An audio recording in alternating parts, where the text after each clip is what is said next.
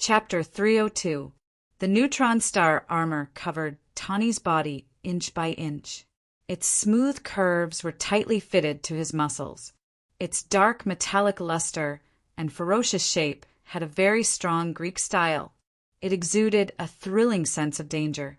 Anyone who saw this armor would be shocked by its lethal shape. It was like an existence at the top of the food chain. It had a natural law. Tawny's body had already become one with the armor. Once again, it switched from reality to fantasy.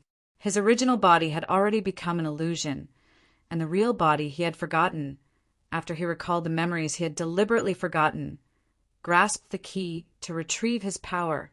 The powerful, self-circulation gravitational system of the neutron star could form a world of its own even in the fantasy world. In this space that blurred reality and fantasy, this armor made from the remains of the neutron star had a body like that of the Titan giant god. Its huge size and power could open up a world with just a wave of its hand. Even the professor could not control the illusion realm of this armor because its existence could already tear the barrier between worlds. Tawny felt the huge power in his body. He tore the space angrily and tore Sargeras' shadow into pieces. The strong gravity made his hand tear everything around him like a black hole. In this fragile fantasy world, Tawny could create a huge crack in space and devour everything with just a little force. This was the power of gods and demons, the power of stars. With this kind of power, the destroyer could only be easily destroyed by the neutron star. The professor's fantasy world was under extreme pressure. Sargeras' body was like an ant in front of it, but Sargeras' face was filled with joy. He ignored the huge hand reaching for him and closed his eyes. Finally, Tawny Stark, I finally have it again. My body, the remains of the Titan star, my blood, my bones, my flesh. Rogers suddenly understood. He shouted at Stark, "Tawny, stop! We've fallen into a trap. Sargeras isn't here to steal vibranium. He's looking for your forgotten neutron, star of power. Only when the professor pulls you into this world with him will you have a chance to recall your power. That's his body. That's the body he's looking for. Quick, retrieve neutron star." Rogers anxiously searched for the professor's consciousness, but it was too late. "Are you looking for Charles? He really wanted to help you. If it wasn't for you mortals, I would have been completely defeated by him. How could a human's heart have such great power? Charles is a mortal that even the Titans must pay respect to. He is able to tolerate that kind of pain and hatred, and he also has a spiritual power that I do not possess. But mortal, I am a Titan with the strongest body and power. Now, I have nothing to fear. Although Charles had endured my pain, such a powerful dark side made it difficult for him to make a move in a short period of time. No one can stop me." Sargeras' body was like a ball of molten flames, and he drilled into the Titan god's forehead. Although Tony, who was inside the neutron star armor, had already woken up, he had completely lost control of the armor. A familiar force came from all parts of the armor, from his nerves and into his brain. The burning pain made Tawny struggle frantically. His body suddenly heated up rapidly. In just a few minutes, the atoms that made up his body collapsed into protons and neutrons, and the chain reaction quickly pushed the core temperature of his body to a higher level. 15,000 degrees, 28,000 degrees, 120,000 degrees, the melted body cells and the neutron star armor fused tightly together. The huge darkness in the depths of Tawny's consciousness welcomed a dominating consciousness. Sargeras' roar was released through the body of neutron star, tearing countless worlds apart. Rogers could feel the sound waves brushing past him, shattering half of the planet he was on. The melted nuclear cells ignited the neutron star, forming an active core, the heart of the neutron star with a temperature of millions of degrees. Sargeras' consciousness spread along the nuclear cells, gradually penetrating the entire neutron star. The powerful energy activity and life force revived this withered corpse. Countless illusory worlds shattered, and matter was compressed into neutrons, filling the body of the Titan god. A huge power, tens of thousands of times stronger than before, engulfed the entire illusory world. A body as tall as a galaxy looked down on everything. The Avengers relied on the power left behind by the Professor, struggling to hold on in this huge disaster. And Sardra's power was still rising endlessly. No one knew where his limit was. Sardra's, who had regained his body, was more than 1 billion times stronger than before. Tani's body had been completely eroded. Even his mass had been consumed in the process of awakening the neutron star. Only a bit of consciousness remained in Sardra's control. I've made a huge mistake. Tani's consciousness sent out such incomplete waves in a daze. There's only darkness in front of me. Light, where are you? Suddenly, in the dark and heavy world of Sardra's consciousness, a white light cut through the darkness and appeared in front of Tani. Stark used the last of his strength to reach out to it. Light enveloped him. A warm power wrapped around him, breaking through the darkness and returning to that broken, illusory world. Charles, you've wasted your last chance. Sardra's consciousness sighed. You've already broken through the darkness in my soul. Now, my astral soul and body haven't completely fused. With your spiritual power that defeated me, you still have a chance to separate my soul from my body and then seal me completely. Why? Why did you give up this chance for an idiot who destroyed your hard work? You should know that if my soul and body fuse tightly, you'll completely lose the chance to defeat me. Do you know the power that can bear your endless pain? That's hope, the only thing worth pursuing. For the sake of hope, it's not a pity to give up everything.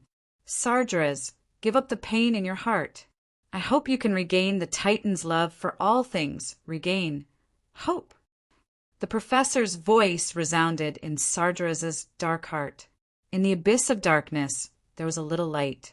But this little light was swallowed up in the blink of an eye, and the abyss returned to darkness.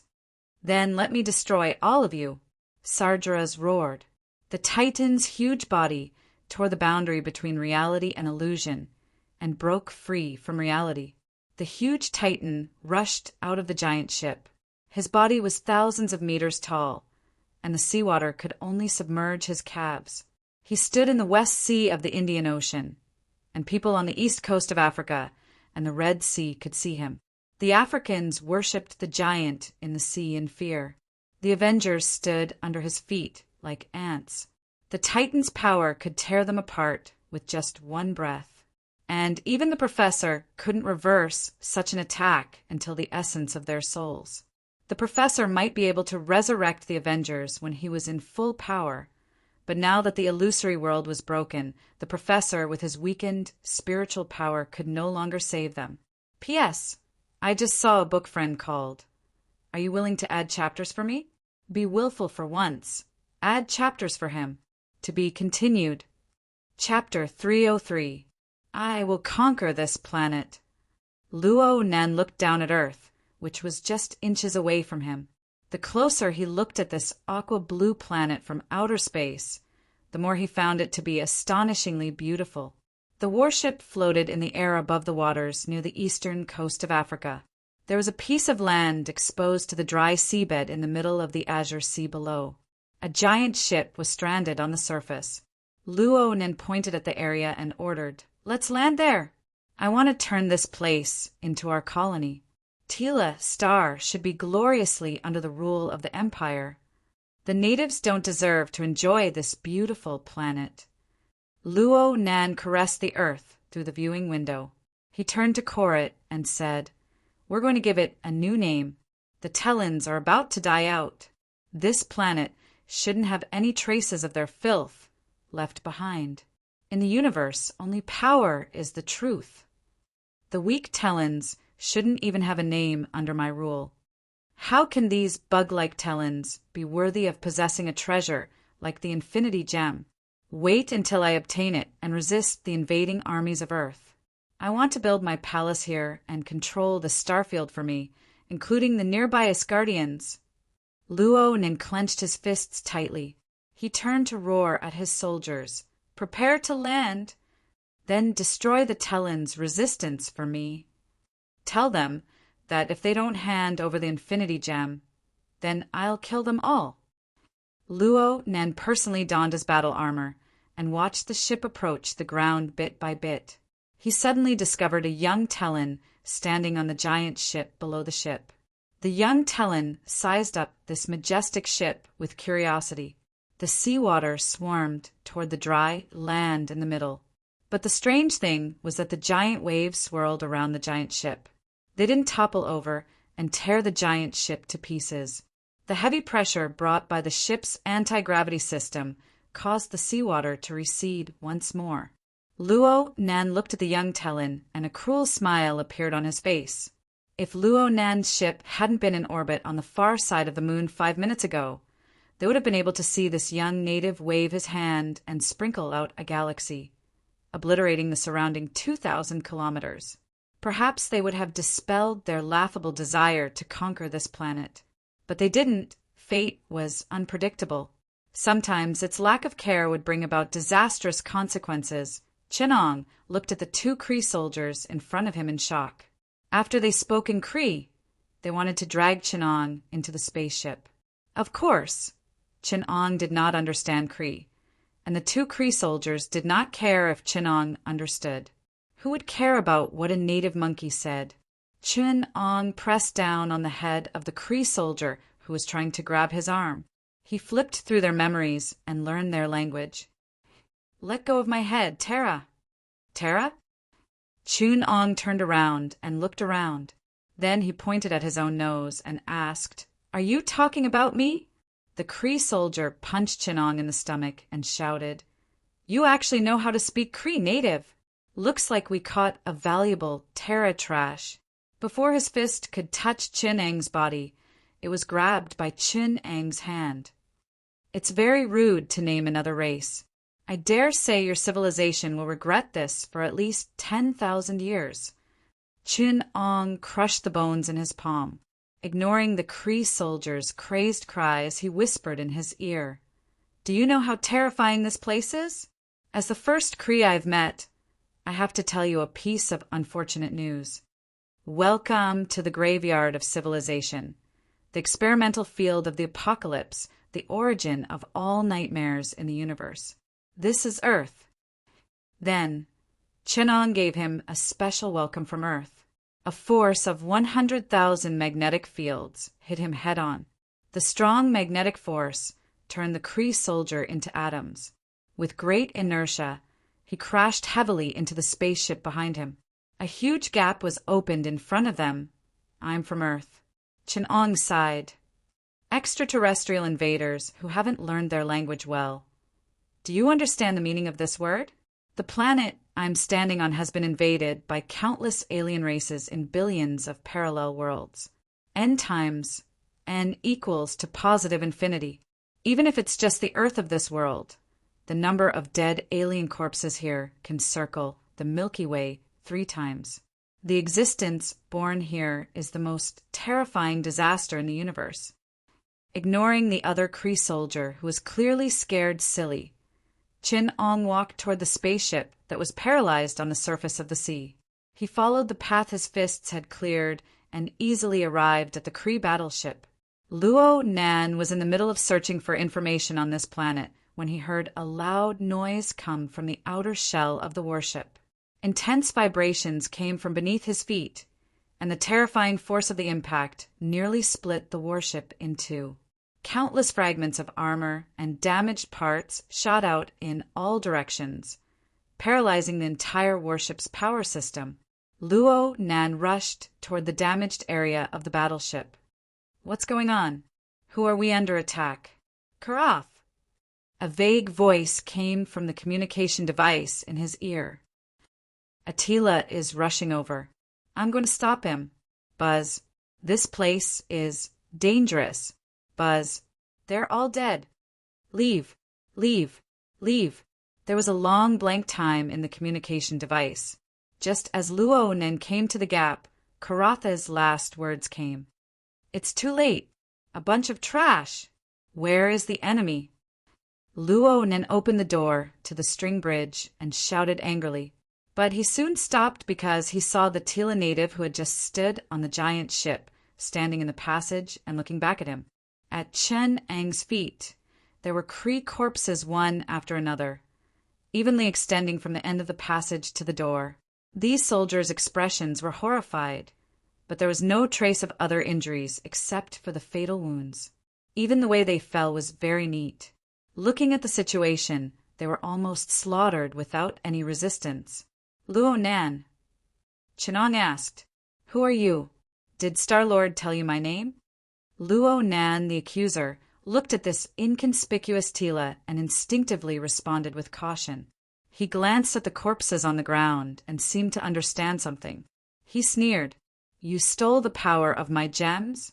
Stupid Tila, do you think that by relying on these gems you can have the power to resist me?" Chenong did not answer his words. Instead, he asked, "Didn't you see what happened here 7 minutes ago? There is nothing worth my attention on this planet." Luo Nan sneered disdainfully. To be continued. Chapter 304. Good. Chenong raised his thumb and praised, "Very good. I appreciate your confidence. There are always some people that I don't understand in the Tila people. Star-Lord is like this, and you are also like this. Native, your vision is narrow, and you don't understand the vastness of this world. Can you only put that little thing in your eyes?" Luo Nan made a gesture to show that he was small. "If you know me and know everything I have done, will you still have such courage? You mean the planet you have destroyed." Chenong was surprised.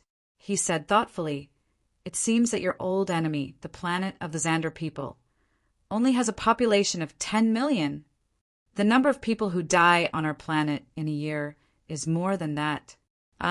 It seems that this is not something to be proud of." Chenong shrugged and said, "But I know who has the gemstone you want. They're very difficult to deal with. If you go like this, you will die. Do you know?" Looking at Luo Nan's disdainful eyes, Chenong emphasized again, "If you dare to provoke them, you will die a very ugly death. Don't say that I didn't warn you." Luo Nan picked up his scepter and walked towards Chenong step by step. The heavy scepter head was light and easy in his hand, and it could turn into a killing weapon at any time. "I will remember you, Terran, you sharp-tongued little thing." Luo Nan brandished his scepter. The remnant power of the power gem within his body increased his strength. The scepter brought a fierce gale as it chopped down fiercely, smashing towards Chenong's head. Dang! A muffled sound was heard, and the huge sound was muffled in a soft place so that the loud sound only made a little echo. Luo Nan's scepter was held in Chenong's hand, and it was like it was rooted. No matter how much strength he exerted, he couldn't lift it. "Want to kill me? I forgot to tell you." Chenong's voice became a little low. "Even if you provoke dragons and tigers, you shouldn't provoke me. Now no one can save you. You bastard, today I want you to die miserably, miserably, miserably." The magnetic field around Chenong condensed into an indestructible force. Luo Nan suddenly felt that the Tila person in front of him seemed to be integrated with the planet under his feet. He grabbed the scepter and lifted Luo Nan upside down. The powerful force of the planet's rotation defeated Luo Nan's resistance with unparalleled momentum, lifting him up like a chicken. The power of the magnetic field acted on Chenong's body. Every movement of the titanium body brought with it a terrifying gravitational force.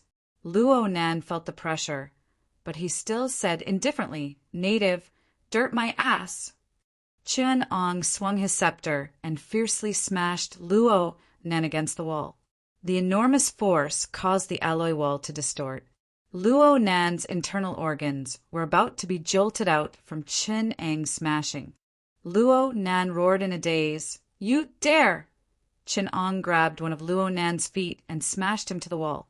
The huge force caused the alloy wall to distort. Luo Nan's internal organs were about to spill out from the smashing. He roared in a daze, "You dare, Luo Nan! You're just an alien monkey, just a mere extraterrestrial monkey. Call me a native." Chen On lifted Luo Nan upside down and shouted, "Back in the day, when I beat up the entire universe, the Kree people were still single-celled." He smashed Luo Nan against the wall once more after speaking. This time, Chen On purposely let Luo Nan's face hit the ground. "No one dares to talk to me like this in my territory. You're the first. Back in the day, my #1 general led the 4 commanders to hack from the material universe to the virtual space, and from the virtual space to the world of death. 4 of the 5 gods were nearly hacked to death, and he was the only survivor of the annihilation of the entire race. Isn't he awesome? I don't know how much stronger he is compared to you. I can talk and laugh with him." The angry Chen On dragged Luo Nan all the way forward. Luo Nan's face was wiped on the ground, and a trail of blue blood was wiped out. Luo Nan was a little sober on the way, and was violently smashed to the ground by Chen On, carried Luo Nan's scepter in one hand and dragged Luo Nan's hind leg with the other. Wherever he went, the Kree people who dared to rush up were smashed by him. Yondu whistled and controlled the whistle arrow in the air to open the door of his imprisonment. After opening the door of his men's cell one by one, he looked out in doubt. "Star-Lord, that kid has caused a lot of trouble for me. Luo Nan heard that I know the coordinates of Terrastar, so he tied me up and brought me here." Yondu scratched his head. "I don't know how many people can survive on Terrastar. Star-Lord has really ruined his homeworld this time. What was that loud noise just now?" Yondu pointed to the empty guard position and asked, "Where did Luo Nan's men go?" "I saw them all withdraw. It seems to be to resist the invasion of foreign enemies," a scavenger explained. "Someone dares to invade Luo Nan's battleship?" Yondu touched his head. "But I checked the coordinates. We should be on Terrastar right now. What happened?" A group of scavengers rushed out of the cage under the leadership of Yondu and rushed towards other positions of the spaceship. Just when they thought they could successfully muddle through, a female robot stopped them. She stepped on her spring-like hind feet and stopped in front of the scavengers with a double blade in her hand, looking at them with a sneer. "Nebula, you shouldn't have stopped us." Yondu waved his hand and said, "Now that you are under attack, you should go and support Luo Nan. Luo Nan doesn't need my support, but you. Luo Nan didn't say that he would let you go, so you should stay obediently," Nebula said with a cruel smile. At this time, the sound of fighting nearby suddenly became smaller and soon calmed down. Nebula smiled proudly and said, "You see, Luo Nan won't take long." Yondu opened his mouth wide, and his face was filled with an expression of extreme horror. This must have taken all of his acting skills to make such an expression that was a mixture of panic, disbelief, unimaginable fear, and self-denial. Nebula could even notice that he was trembling all over. Yondu pointed behind Nebula, his mouth wide open, but he could not speak. "You want to trick me into looking back?" Nebula sneered. She looked at the scavengers who seemed to be possessed by the Oscars. Their eyes were wide open, and their faces were full of disbelief.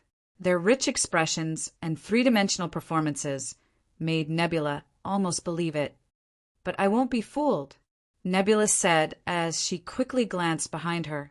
She only saw a vague shadow that seemed to be a person dragging something heavy.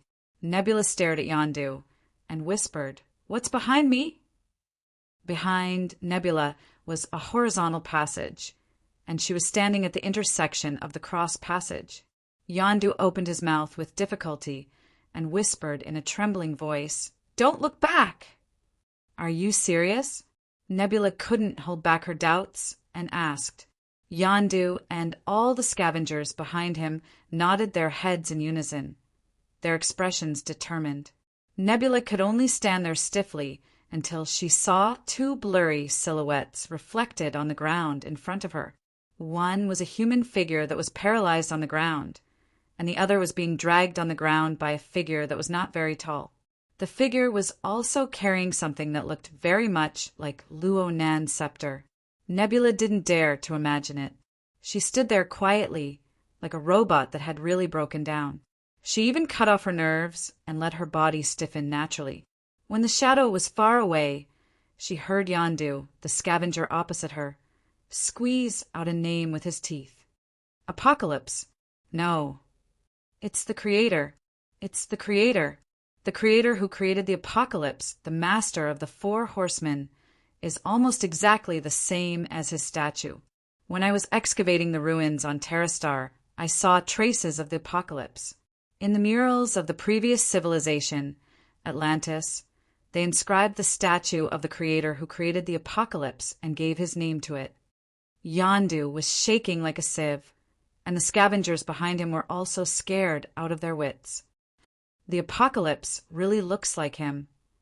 You should be very familiar with that face. Yondu stared at Nebula and said, "Didn't the Thanos carve the scene of the Apocalypse, destroying the Titans in the temple?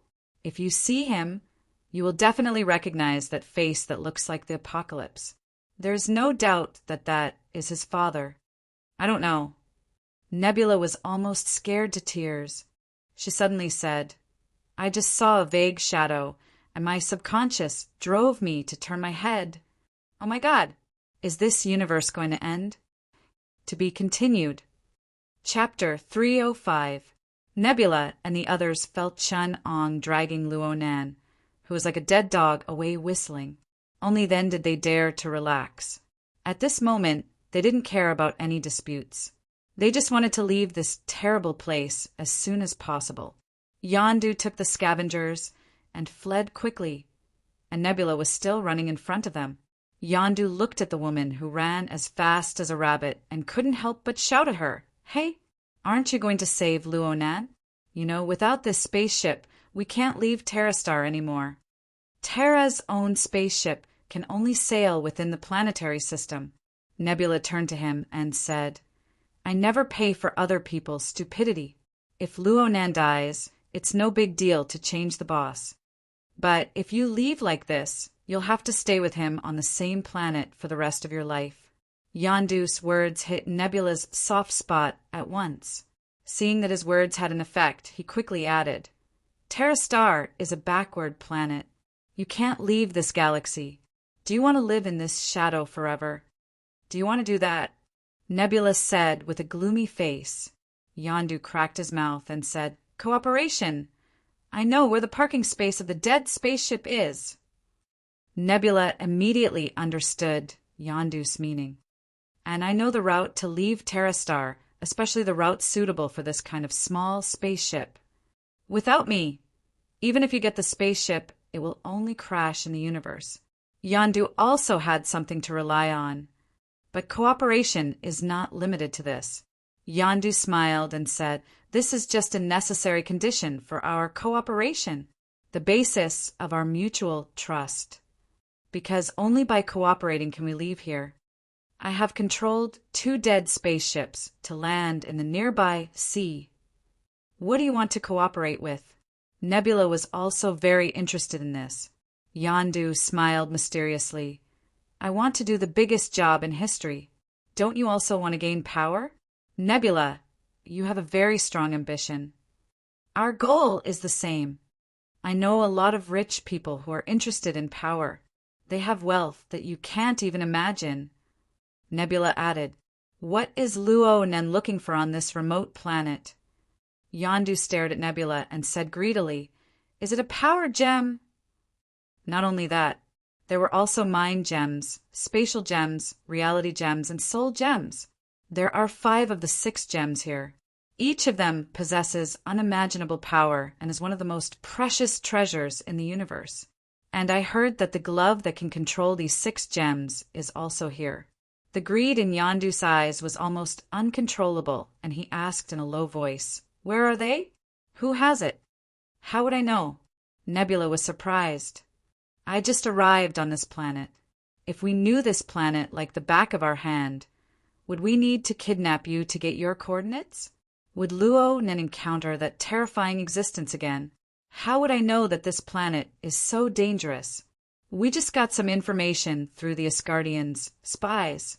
Just as Nebula was about to turn hostile, a voice came from behind them. I know. Behind the two of them was the direction of the other scavengers. Yondu and Nebula turned their heads and looked behind them. The two scavengers at the front shook their heads quickly. I didn't say that. It wasn't me either. It seems to be coming from behind. The scavengers turned their heads one by one and opened up a path to the back. More than a dozen scavengers slowly opened up a path, revealing the figure of the person who spoke behind them. He was carrying a hammer-headed scepter and dragging a person in his hand. Chenong repeated, I know who has the 5 gems. Yondu and the others were stunned for a moment. Suddenly, Yondu let out a strange cry and fiercely pushed Nebula behind him, and he quickly fled forward. He even threw a trap rope to prevent the people behind him from catching up. In just a moment, he had escaped so far that even his shadow could not be seen. Fucking old rabbit. Cowardly bastard. Old bitch. The scavengers who were left behind by Yondu burst into extremely obscene insults in the face of the trap rope that blocked their retreat.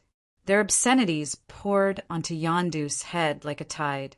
Soon, in their mouths, Yondu's mother had relations with dozens of the most disgusting animals in the galaxy. Nebula almost collapsed. She did not even dare to breathe in front of Chenong. She was tamed like a harmless rabbit. Chun-Ang's eyes calmly swept across the people present. In an instant, all the obscenities disappeared. The scavengers obediently put their hands on their heads and crawled in front of Chenong, whistling. The whistling sound spread far in the quiet spaceship. Luo Nan's body was still trembling, slightly. It was unknown whether he was not dead yet, or was he still alive. The squatting scavengers quietly used the corner of their eyes to observe Luo Nan, who was like a rotten piece of meat under Chun-Ang's feet, trying to see what state the overlord of the universe was in. They still remembered Luo Nan's awe-inspiring reputation as the slaughterer of the Milky Way galaxy. This traditional Kree person was cruel and ruthless. He used fear and cruelty to rule over the vast star field. He had a powerful army and had set off several bloody wars in the Milky Way galaxy. Many families among the scavengers had been destroyed by Luo Nan's hands. Seeing his current appearance, they did not know whether to feel relieved or afraid. After all, if Luo Nan was a terrorist of the Milky Way galaxy, then the reputation of the apocalypse in the universe was probably equivalent to the devil: disaster, death, blood, panic, destruction, and a series of complex adjectives that had nothing to do with positive words. Although Chenong seemed to be in a good mood and was whistling, no one was sure that he would not immediately turn hostile and slaughter everyone here. Just when Nebula was at a loss of what to do and the scavengers were trembling in fear, a figure came over from the way Yondu left. The scavengers were so excited that they almost shouted out. Fortunately, they immediately remembered who the person standing behind them was and immediately shut their mouths obediently. They saw Yondu spread out his hands and step by step walk towards Chenong. Boss, you really didn't give up on us. The scavengers were so moved that they wanted to cry. But they soon found that Yondu's face was very unnatural, and his smile was very stiff in the face of their excited expressions. It was not until they saw Yaka's arrow floating behind Yondu that they suddenly realized. Yaka's arrow was pointed at Yondu's back, and with the rhythm of Chun-Ang's whistle, it forced him over little by little. Yondu did not understand that this kind of sound-controlled alloy weapon should only listen to his orders, but Chun-Ang just whistled and the arrow became excited as if it had been injected with chicken blood, completely out of control, making him have no choice but to turn back obediently. To be continued. Chapter 306. You want Infinity Stones. Chenong looked at these people and asked Yondu, Novels. Coincidentally, I'm also a little interested in these gems. I know where they are. I had to say, the Asgardians had really hidden them in a good place. Even I felt that it was a little tricky. The most frustrating thing was that I didn't know to what extent they had been developed. The Rubik's Cube is at most an unlimited energy source in your hands. Or a door key. Chen Ong gave an example. But it's very troublesome in the hands of Thanos, because he can use the gem's power more efficiently. The power of gems no longer comes from themselves. They have become a carrier, a special material that is used by people. A piece of steel can be used to smash people, or it can be forged into sharp cold weapons, or it can be used to make firearms or even nuclear bombs. Now, the gemstone is that piece of steel. You will never know what kind of abnormal existence it will become. Who has the gem? Yondu swallowed his saliva and asked in a low voice. Chen Ong looked as if he did not care at all. They are all primitive civilizations on this planet, but a few thousand years of civilization is not worth mentioning. It was not worth mentioning. As far as I know, the universe Rubik's Cube that carries the space gem is in the hands of S.H.I.E.L.D., and the mind gem has become the thinking core of an intelligent life called Illusion, which belongs to a coalition of countries called the Human Revolutionary Alliance. S.H.I.E.L.D. is an agent organization of a country called the United States of America, and the country that Illusion belongs to, China, has the remaining 4 gems. Unfortunately, except for the one on Illusion's head, I don't know the whereabouts of the other 3. Nebula shrank his head and shivered. He said in a low voice, "You want us to steal gems for you? But isn't it easy for you to obtain the Infinity Gem on this primitive Terra planet?" No, no, no. Chen Ong held on stubbornly, refusing to admit that he was no match for the Republic, not even the Illusion. Instead, he emphasized, "This is a deal. You infiltrated my spaceship and were captured by me. If you want me to release you, you have to make a deal with me." Nebula was stunned. "But this is our spaceship. In other words, you are in cahoots with the Kree people who invaded my planet?" Chen Ang's murderous intent was revealed. His hand had already touched Luo Nan's scepter. "We took the liberty of breaking into your spaceship." Yondu decisively admitted his mistake. "Very good." Chen Ong tapped lightly. An array of silver light penetrated under the skin of Yondu and the others, and most of the silver light penetrated into the Yaka arrow suspended in midair, completely changing the structure of the copper arrow. The vibrometal alloy combined with the sound-activated metal, using a very complicated metal crystal to reconstruct the Yaka arrow. The dense metal structure had boundless lethality. The sensitivity of vibranium to receive vibrations, coupled with the magical alloy that can be controlled by sound, makes the lethality of this arrow exponentially increase. Originally, Yondu still needed to use sound to control the rhythm and action of Yaka arrow, but now this arrow can sensitively lock onto the infrasound waves emitted by Yondu's heart and other organs. Now that it has memorized the fluctuations of your body, it will automatically follow you. Chen Ong said to Yondu, "You can command it as usual, and its lethality will only be more terrifying. Now it only needs a small call, and it can erupt with a powerful force." As Chen Ong spoke in a low voice, Yaka's arrow trembled and shot out. It pierced through the gaps in the spaceships and pierced back and forth in the sky. Every time it pierced through, it killed a Kree who tried to escape in the undead spaceship. The escaping spaceships fell from the sky like dumplings, causing everyone present to shudder. It is sensitive, it can come into contact with the slightest vibration of the universe, and it can perceive the fluctuations of the entire galaxy. I shouted in the third arm, and it could feel it in the silver heart. This is because its perception of fluctuations is superimposed. It is also powerful, composed of one of the most powerful materials in the universe, and it is almost indestructible. Now that it has memorized your fluctuations, if you do your best to complete the transaction, it will be your best assistant. If not, it will be your life killer. With Chen Ang's reminder, Yaka's arrow circled around the necks of Yondu, Nebula, and others. Feeling the sharp coldness, Yondu and Nebula nodded in agreement like a worm. Chen Ong smiled with satisfaction and said, "Now it is your captain. Come, meet your captain, Yaka." Yondu honestly met the Yaka arrow floating in the air and said, I know someone who may be able to help us get the gem, and he happens to owe me something. Maybe we can go to him first. Star-Lord can indeed come into contact with a gem. Chenong sighed.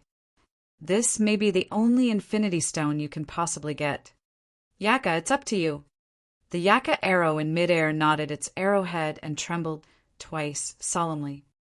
You take your mount to sea, Star-Lord. They will find where the cosmic magic cube is. Chen-Ong instructed patiently, but his words made Yandu roll his eyes next to him, and he cursed in his heart. Who is he talking to? Why do I feel like it's not me? Then Yandu saw the Yaka arrow turn his head and get into his harness, and finally understood who the mount was. Although Chen-Ong was standing in the spaceship, on the outer shell of the spaceship that Yandu and Nebula couldn't see, countless black liquid metal was tumbling, repairing the spaceship's wounds, and a large number of metal elements were extracted from the seabed and filled into the spaceship.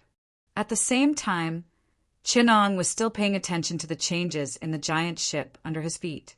Originally, he could feel the powerful psychic power that enveloped this giant ship. It was the professor's psychic power which almost distorted the space, creating a mezzanine world between fantasy and reality. There was a huge chaotic aura in it, and Chen-Ong knew that it should be Sargeraz's aura. But this aura had been weakening before. Until he called the professor to fuse with him, it had been firmly suppressing Sargeraz's aura. But at a certain moment before the fusion, Sargeraz's aura suddenly skyrocketed, and it had begun to exceed the professor's bearing limit. At that time, Chen-Ong knew that Sargeraz was about to come out. Unexpectedly, the professor distorted the time in the spectral world, forcibly delaying the short moment in the fantasy world to a relatively long period of time in the real world. Feeling the aura in the giant ship getting more and more violent, Chen-Ong waved his hand to Yandu. You'd better set off quickly. I'm afraid you'll all die here. Chapter 307. Although Chen-Ong had a deep enough understanding of Titan, this species was not created by Adam after all, so there were still some errors in his understanding of neutron star life. In Chen-Ang's original understanding, due to the Pauli exclusion principle prohibiting different constituent particles from occupying the same quantum state, matter in the particle state cannot exist in the form of a superposition state. Then, in the high-density state of matter, the degeneracy state, there must be extremely terrifying pressure between the particles, which is the degeneracy pressure. When the mass of a star is greater than 14 times the mass of the Sun, the Chandrasekhar limit, the electron degeneracy pressure can no longer resist its own gravity, and the star will further collapse. The electrons will be forced into the nucleus and combined with protons to form neutrons. When the density of neutrons exceeds a certain level, they will enter the neutron degeneracy state. And Titan was the life that controlled the degeneracy state. Its body size should be about a spherical volume with a diameter of about 10 kilometers, and the density of each cubic centimeter of mass is about 100 million tons. The temperature generated on the surface of Titan's body is about 10 million degrees Celsius, and the magnetic field strength it may carry is enough to make Chen-Ang's magnetic force helpless.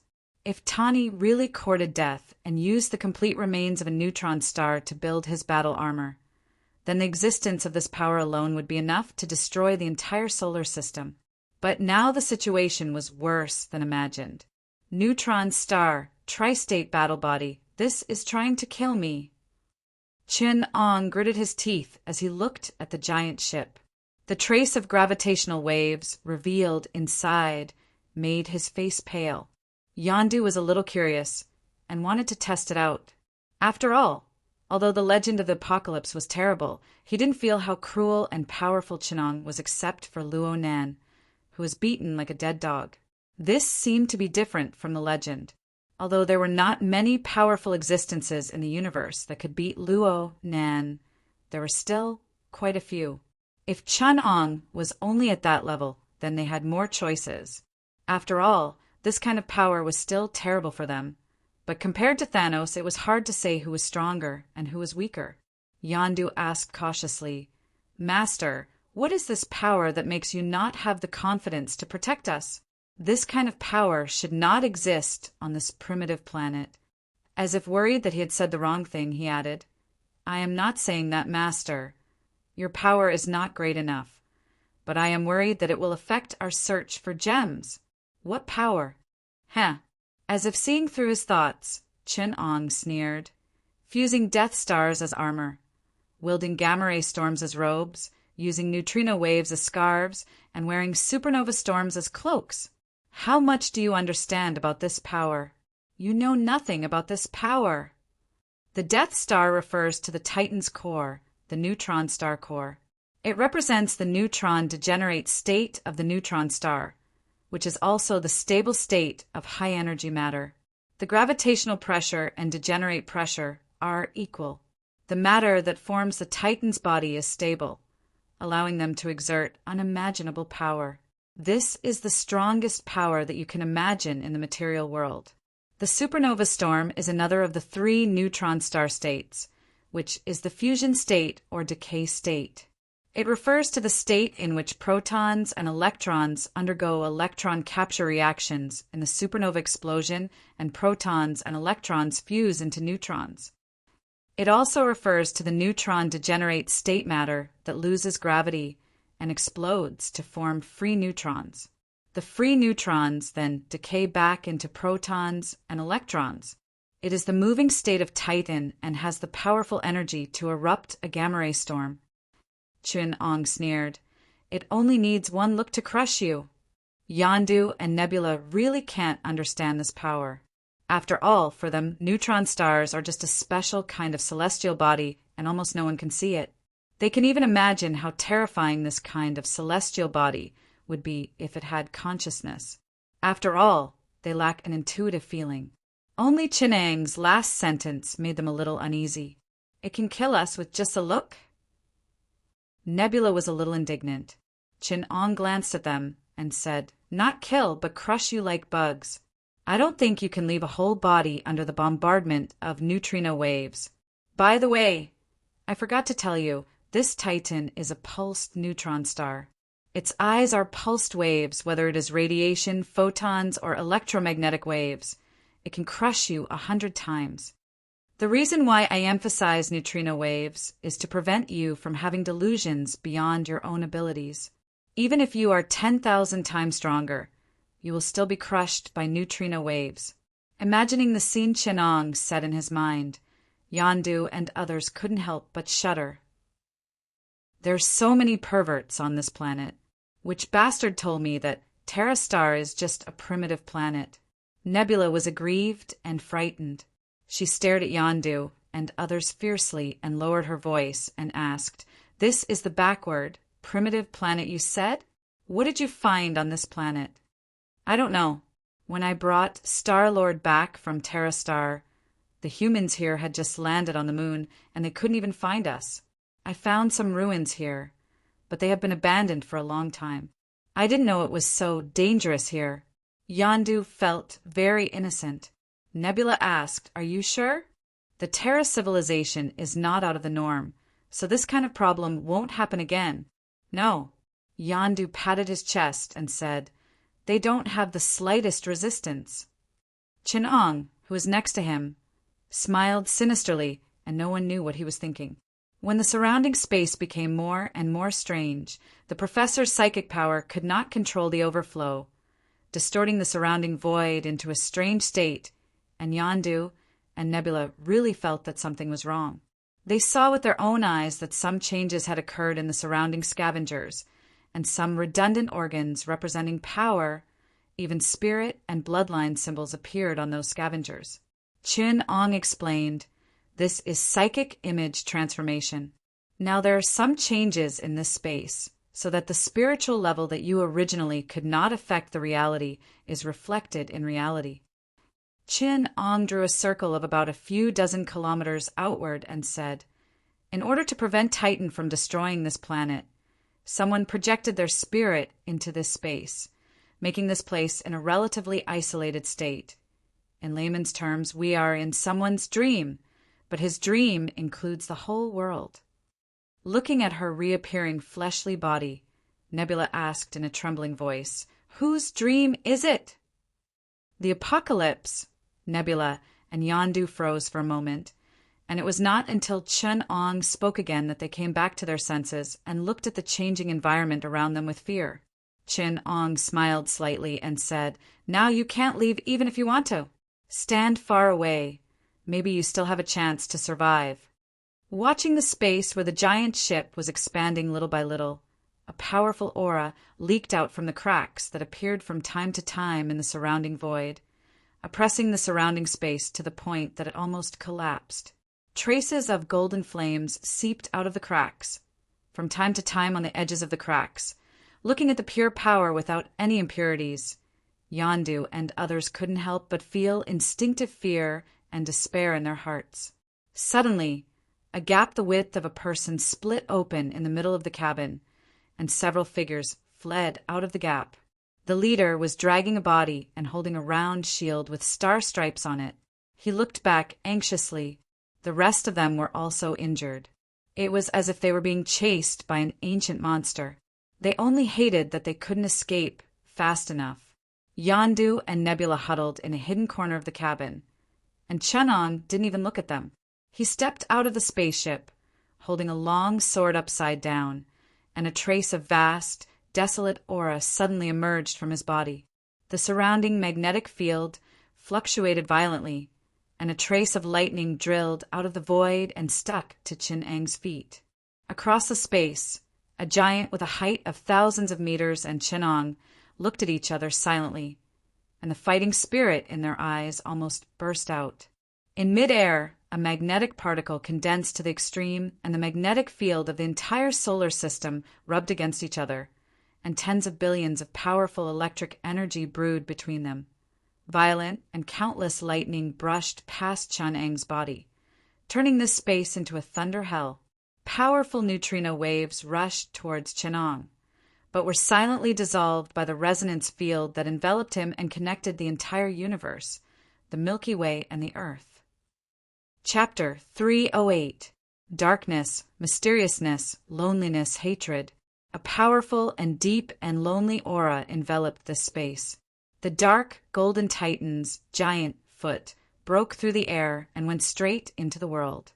The powerful gravity system meant that the giant foot did not need to borrow strength from the Earth at all, because the foot itself was a gravitational source that was heavier and more stable than the Earth itself. The seawater and rocks around it were all peeled off the ground and floated towards the Titan. More matter stuck to its body, but the closer it got, the more its own atomic structure was destroyed, and the powerful energy was released and integrated into the Titan's body.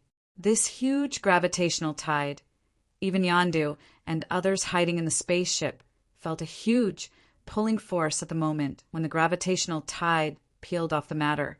If it weren't for the apocalypse billions of miles away, distorting the space, as soon as the Titan stomped its foot, the Earth would have been sucked away by the Titan's body like a huge sandball, and the powerful gravitational force would have destroyed all the physical structure of the planet in 1/10 of a second. Yondu, who was huddled with the scavengers, tried his best to stabilize his body and asked in a trembling voice, "It is said that this is a Titan? Is Thanos so terrifying?" "No." Nebula looked numbly at the giant foot in front of him, feeling the powerful force enveloping the space, and replied blankly, "Thanos is like a child in front of such power." Rogers couldn't help but sigh as he watched Chun-Ong float steadily in midair, his aura comparable to that of the Titan god. Is this Adam's true strength? Is there really any meaning to the existence of the Avengers? How many times have we been as powerless as we are now? The apocalypse is playing with us like everything else, but we are powerless to resist. Bruce clicked his tongue. What kind of monster did Tani release? I know a little about it. The neutron star armor and the system he and Thor built together. That is indeed a terrifying weapon. It was designed for the imaginary enemy of the apocalypse. In the last battle with Ancient Snake, it was the only weapon that could fight against Ancient Snake, and it was also the main force of that war. Because Tani's mind wasn't strong enough to withstand that power, he didn't even use 1/10 of the armor's power last time. Rogers explained. Can Adam defeat him? Bruce couldn't help but ask. Rogers sensed the anxiety in the professor's weak will and sighed. I don't know. I can only pray to God that Adam will not fail. Chun-Ong strolled towards him with the Titan's godly body. The distance between them was not shortened at all. He was only looking at Chun-Ong at the same level in his mind. Neither of them used their eyes to observe the world. In the world of their consciousness, both of them were equally imposing giants. When they were reflected in the real world, the distorted dimensions of space turned the two of them into opposite existences that were both extremely big and extremely small, extremely far and extremely close. Charles. Chun-Ong looked at the sword in his hand in loneliness. Feeling the familiar waves beside Sardra's consciousness, he sighed. You've done your best. He looked at Sardra's and said the familiar name. He suddenly laughed. I suddenly understand why Apocalypse gave you this name. Why? The Titan god suddenly asked. This was the first time he had spoken since he was whole. Sardra's, who didn't care about the bugs at his feet, lowered his head. Obviously, this question was also very meaningful to him. Chun-Ong looked at him and said seriously, because of loneliness. When you first came to this world, did you especially want to say, the world is dirty again? Chun-Ong asked curiously with a smile. The Titan's face suddenly became very calm. He nodded and said, yes, but I resisted. Sometimes, I just want to leave some familiar marks on this world.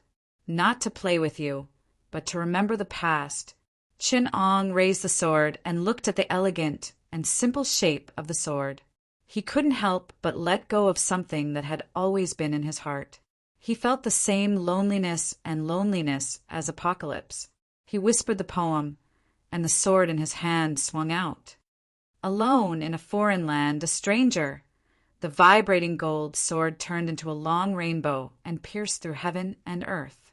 In Chun-Ang's hand, the sword lost its fixed form. In the frequency of sound, it was sound. In the frequency of electromagnetic waves, it was electromagnetic waves.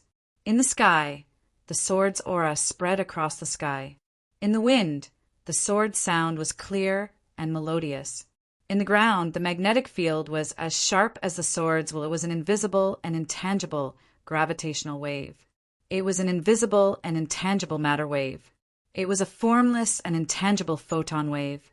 It was a vibrating gold sword with a tangible and intangible form. This sword existed in all things. It traced the river of time and chased the future cause and effect, crossing parallel worlds. It hid in dark matter, faster than light electrons, faster than space-time fissures, and eager to reverse cause and effect. This sword could be called void concealment. Sardra's body, which was more than 10 kilometers tall, was facing a great enemy. The enclosed gravity circle around his body distorted time and space.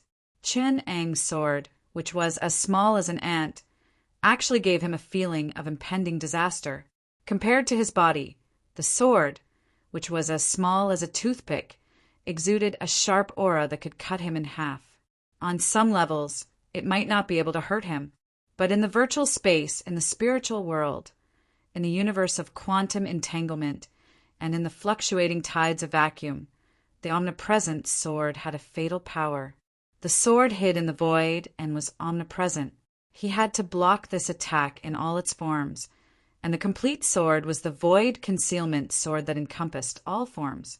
As long as he ignored it and could not find a single state of the sword in the physical universe, it was equivalent to being struck by a sword.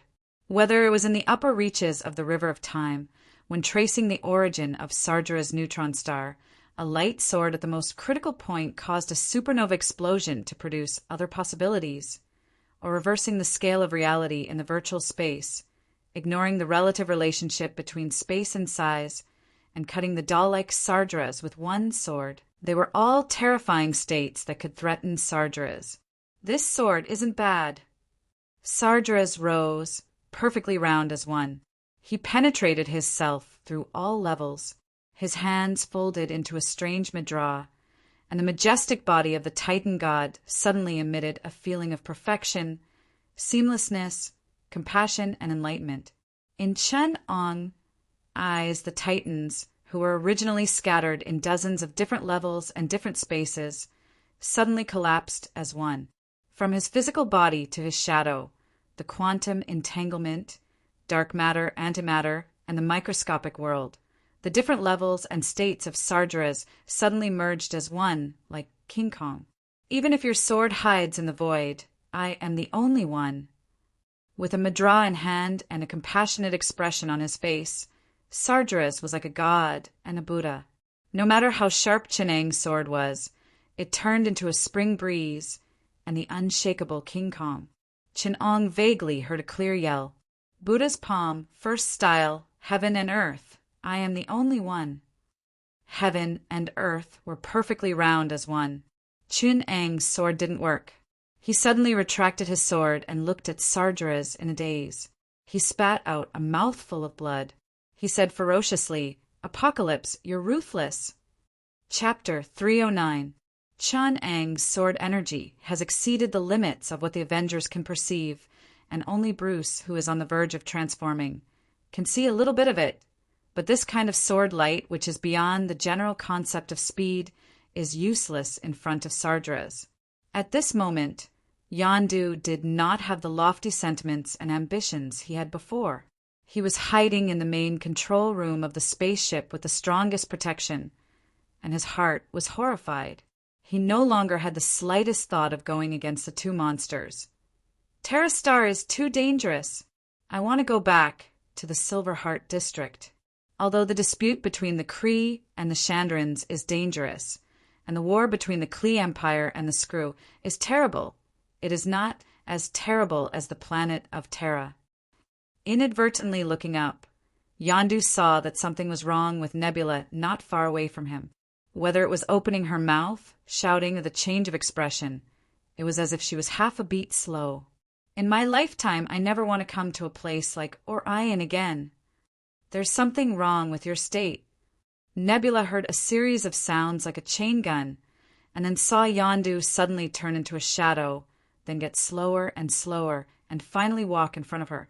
What's going on? Nebula asked in surprise. Yondu's face suddenly turned pale, and he looked back at the scavengers not far away from them. They were like a video that had been fast-forwarded several times, and then he looked at the Avengers closer to the Titan god. They were like characters frozen in a picture. The closer we get to the Titan, the slower time passes, because the scale of space here has been stretched. Yondu almost screamed. He held his head with both hands and said in fear, "Don't you understand?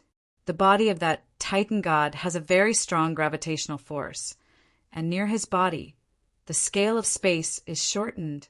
We seem to be only 2 kilometers away from him, but in fact, it may be as long as several light years." What? Nebula blinked her eyes in horror. But we can't feel the change in gravity. Yondu looked even more frightened. Because someone is controlling this place. This is a space formed by his will distorting the real world, and all the rules here are distorted. Look at that group of people. Yondu pointed to the Avengers and said to Nebula, "They are the normal size in our consciousness, but in reality, according to their actual scale, they are only the size of dust, and we can't see them at all. It is another will that has come here that has distorted all this." He denied the actual physical effects of gravity. He blurred the boundary between consciousness and reality here. Yondu's voice was hoarse, and an expression of extreme fear appeared on his face, and he said in a very struggling tone, "Titans are very terrifying, but what is even more terrifying is the people who distort everything here. Slayer Lord can't do all this." Nebula also said, "He can control 6 infinity gems. Maybe he can, but he is far from being able to do such a terrible thing." Nebula is scared out of her wits. She can already feel the difference in the flow of time between her head and her body. Yondu and Nebula tried to keep their body parts parallel to the Titan. Behind them, some of the scavengers had already lost blood to the head due to the different speed of blood flow. Even if the apocalypse distorts the laws here, making the huge physical destructive power of the Titan's divine body unable to be exerted. The fragile mortals here can't withstand the impact of direct contact with a neutron star. Nebula's consciousness has begun to blur, and Yondu is just struggling. The two of them are hugging each other tightly, helping each other to reduce the time difference between their bodies.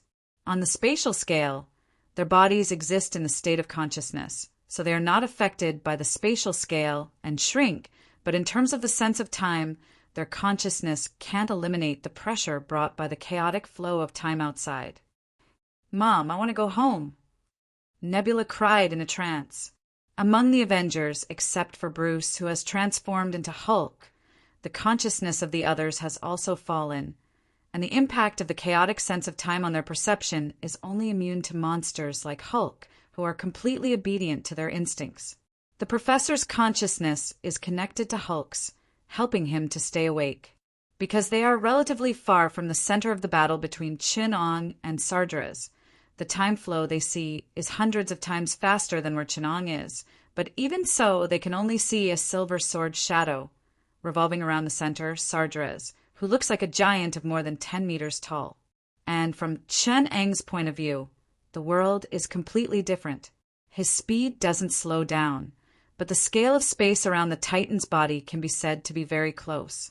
Sardras is only a dozen meters tall in his conscious body, but in the undistorted laws of reality, his body includes the space of several light years around him, and the closer it is to his body, the larger the scale of space is. He's cheating again.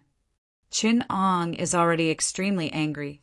His attack can't get close to Sardras at all, just the last millimeter of the surface of Sardras' Titan body, but the actual scale of space is as high as 2 light years away. And when the flying sword passes by gets close to Sardras, it shrinks sharply and its speed almost stops.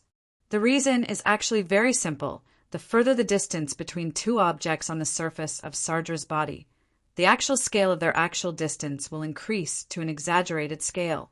But from the point of view of the conscious state, it seems that wherever Sardras raises his hand, everything shrinks into a tiny millimeter and burrows into his palm. "I can't attack Sardras' body," Chin-Ong thought quietly. Chin-Ong silently thought to himself. Even with the fastest speed, it would take 2 years to travel from 1 millimeter of his skin to his body. This is a barrier of time. Next to the Titan body, a short distance becomes a long distance. If there is no apocalypse distorting this world, then the moment Sardras appears in this world, the Earth will continue to shrink from a huge volume. While rapidly approaching Sardras, its appearance will shrink rapidly, becoming a planet the size of a fist or even a ball the size of a thumb. After 2 years, or even longer, slowly approaching Sardras bit by bit. This distorted space of the apocalypse has a very contradictory place.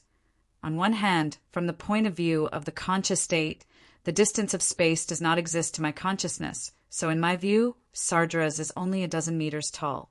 But in the actual scale of space, the space here still functions. In a sense, this is an illusion. Chin-Ong closed his eyes, turned off the point of view of the conscious state, and looked at this space again from the point of view of real space. In the void, a boundless big hand stuck to a closed flower of space. The owner of the big hand stood on the earth, staring at the flower in his hand that was both huge and extremely small. On the outside, it was only the size of a flower, but on the inside, it encompassed the space of tens of miles around the earth, and it was sealed and expanded into an endless closed-loop space. The smiling apocalypse holding the flower was watching both Adam and Sardras. In the flower, the Titan body was endless, occupying most of the entire space, like a giant, dark, golden Buddha standing in the center of the flower of space. The rest of the space surrounded the Titan body evenly, and the distance between every inch of space and every part of the Titan body was the same. And Adam stood in the void a few light years away from the giant, Buddha-like Titan body, looking back at the smiling apocalypse outside the flower. The whole world was like a dream, a fantasy, a story drifting between illusion and reality. Chin-Ong finally understood and murmured, So this is the sixth form of the Buddha's palm, the pure land in the palm, the Buddhist kingdom of the world. He finally understood. When Sargeras used the natural space-time barrier outside the neutron star to pull himself in, the unique space created by gravity and space-time had already used the sixth form of the Buddha's palm, and the space where Chinong was in was grasped in the palm. Whether Chinong wanted to escape from this space or attack Sargeras, he had to pass through the space barrier of a few light years, and Sargeras only needed to wait for Chinong to sink deeper and deeper into this Buddhist kingdom of the palm, until he sank into oblivion forever. Chapter 310. Professor, can you use that big move again? Chinong said with some embarrassment. Perhaps sensing the fear in his words, he added, "It's not that I can't beat him head-on, but the last time I traced back time and projected into the future, a part of myself has been eroded by the apocalypse. This time, maybe it's also a plot of the apocalypse. If I borrow the power of the apocalypse again, my personality may be assimilated by him. Last time when I projected me in the parallel world, other than that cult leader Chin, I also sense his holiness Ong Chin. Now that I've projected him over, with an extraordinary divine power, creation and end, I can destroy Sargeras' soul and end his existence. Adam." The professor sighed. "Please show some of your courage as a part of that great being. It seems that you can't do anything." Chinong sighed. "All right, I was just joking. How can I admit defeat? But the apocalypse is only to prevent us from hurting Earth. It didn't completely seal off this space. Maybe there's still a chance. What about the Avengers?" Chan Ong turned to look at the group of people beside him who were in a sorry state. His eyes lit up when he saw Hulk, who could barely hold on. The professor refused. "Don't think about doing anything to them." Chinong looked up at the professor's will in the void, pointed at Hulk, and complained, "I won't hurt him. If the ancient snake hadn't imprisoned my ability, I would have done it myself. It's not a big deal not to be a human. This world is fair. The apocalypse also sacrificed many things to become strong, including human nature, feelings, and even beliefs and dreams. He has sacrificed so much for the pursuit of truth. We want to defeat him without sacrificing? That's a dream. Hulk has a lot of potential. There's a possibility that he can fight against the apocalypse and even defeat his creation." "You just said that they're just a joke," the professor questioned in a low voice. "If they don't have the heart to give everything," Chin Ong shook his head and said, "then they are indeed just a joke. Being used isn't something unacceptable. If you want to obtain power that won't be manipulated by the apocalypse, even if you want to make a deal with the demons, they have to consider it. I want to hear his advice." Hulk stood up and said, he felt the professor's benevolent, well, that was like that of a teacher. He turned his head and glanced at the Avenger who had fallen into a desperate situation. Suddenly, as if he had made up his mind, he fearlessly looked into Chinang's eyes and said firmly, "If sacrifice is necessary, then take whatever you need." Looking at the peaceful temperament that Hulk exuded, which was close to that of a professor, Chinong suddenly fell into silence. "Although my power is somewhat limited because of the restrictions on my ability to transform myself." Chinong ignored the distorted space-time that was closing and said slowly, "My wisdom is not limited. What can be created by the apocalypse I can theoretically achieve. I can analyze the life mechanism of the Titans and study the unique forms of the outer gods. What I lack is time. Because I don't have the dependence and physical forms created by the apocalypse, my ability is limited by physical and material conditions. But I can still complete some exquisite ideas," Hulk continued his words. For example, splitting you into 3 parts." Chin Ong suddenly explained excitedly, "I've studied your genes, body essence, and high-dimensional soul. According to some of your data analyzed by the apocalypse in my memory, and some of my supplementary research, I can divide your unique body and soul into several parts and recombine them. Hulk, it's Bruce and you who limit your ability. Chun-Ong looked at Hulk's green body as if he was looking at a perfect white mouse. He said excitedly, "Your body contains some perfect materials, such as anger, power, and the desire to destroy. I can use the outer god's concept of entropy, the core technology of aggregation, and part of the technology of the Titan's body to express the potential of those materials." He waved his hand and pulled out the aggregation concept projection that represented Hulk and Bruce, separated them in the void, and explained in a distorted manner, "Bruce's personality has an emotional power with unlimited potential, love. This power can even suppress Hulk's destruction, anger, and unlimited power.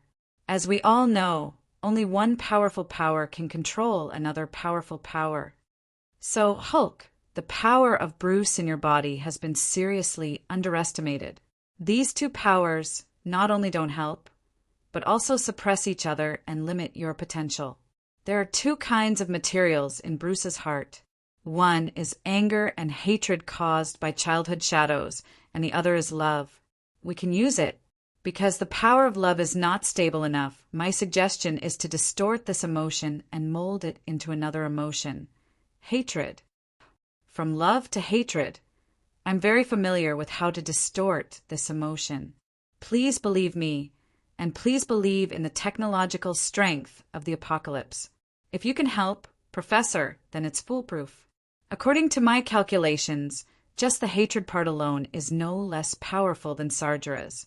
The professor was shocked and his willpower wavered for a moment, not because of the temptation of Chun-Ong's plan, but because he was deeply shocked by the apocalypse and Adam's bold imagination, precise experiments, and shameless scientific spirit.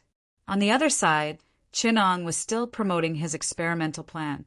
After making a relatively complete use of Bruce's personality, there may still be some materials left, but those negative emotions can be integrated into Hulk's personality to continue to be used. For Hulk's relatively simple personality, which is composed of anger and the desire to destroy, we only need to simply classify him into two kinds of negative emotions, and we can completely make use of him. In this way, using the concept aggregation, and even a part of the characteristics of entropy, we can dissect three relatively perfect souls. Coupled with the professor's mastery, and I also have in-depth research on spiritual materialization technology, we can completely divide Bruce, who has transformed into Hulk, into three opposite individuals. Chun-Ong explained to Hulk, "Let me think. If they have names, they should be Mephisto, Baal, and Diablo, representing hatred, destruction, and anger. What do you think of this plan?" Chun-Ong looked at Hulk expectantly.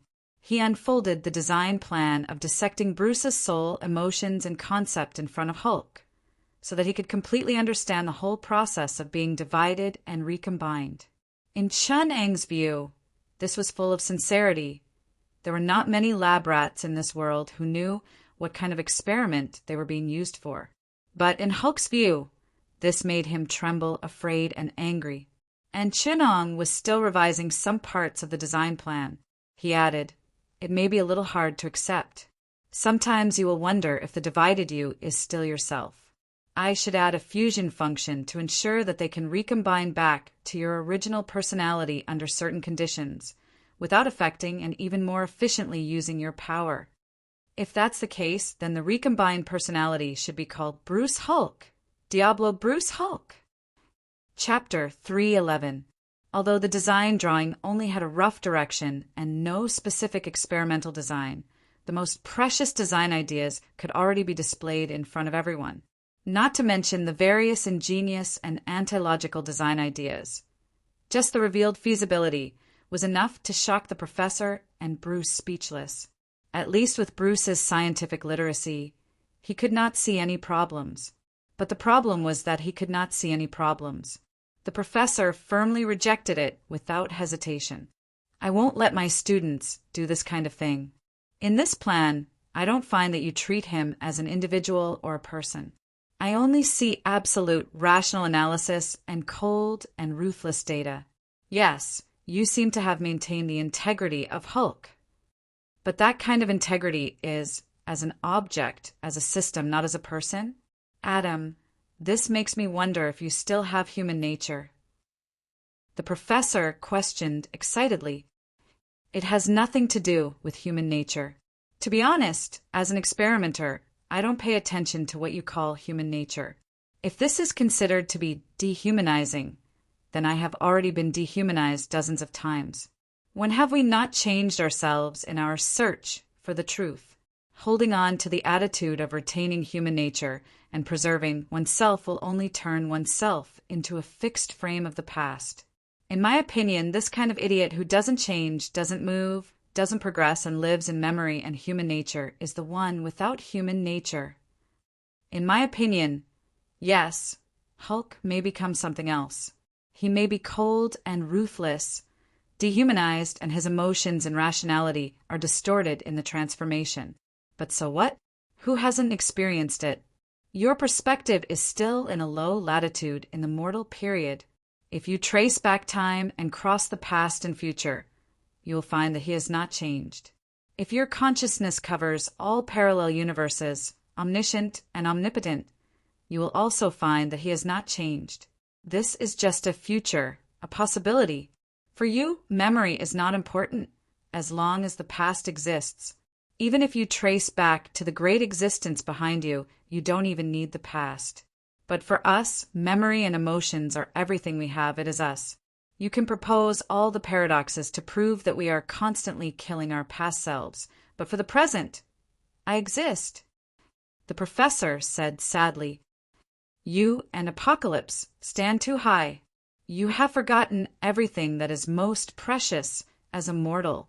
"I think, therefore I am," sighed the professor.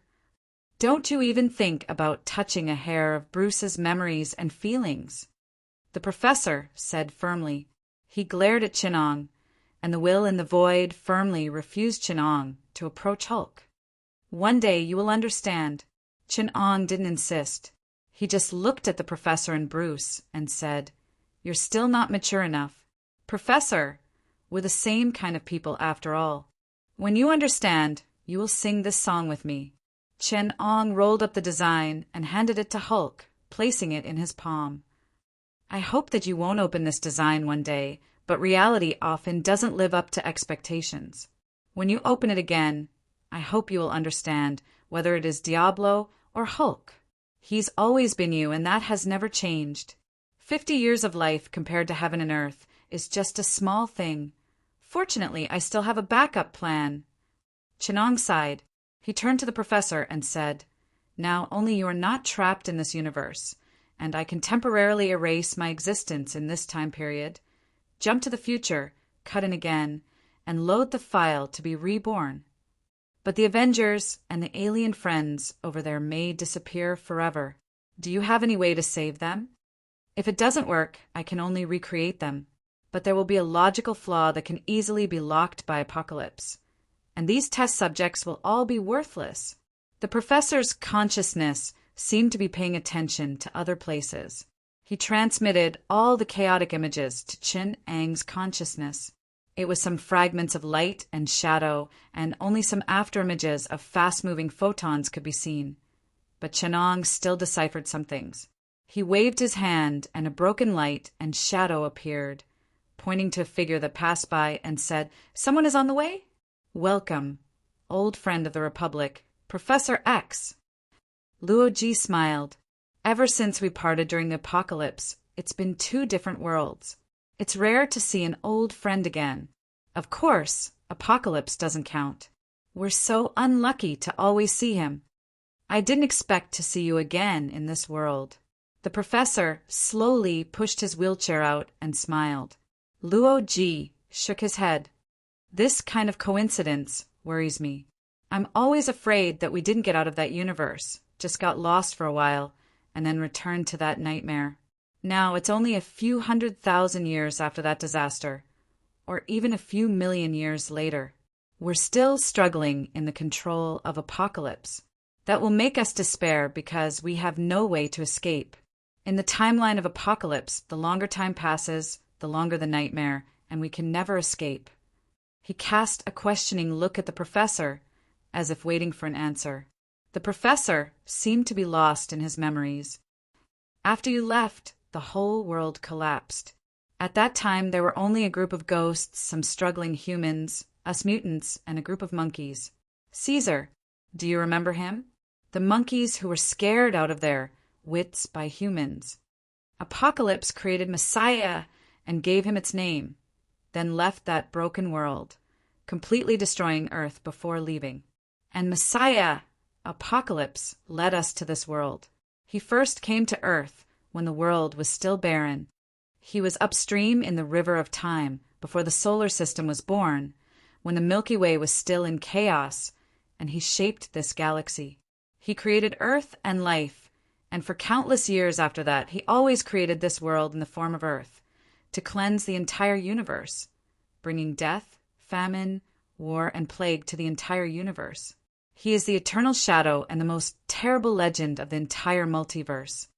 Until 3 million years ago, he personally gave the apes the key to evolution, and the apes that had already proliferated throughout the 9 planets were able to evolve like us, finally obtaining the name of human.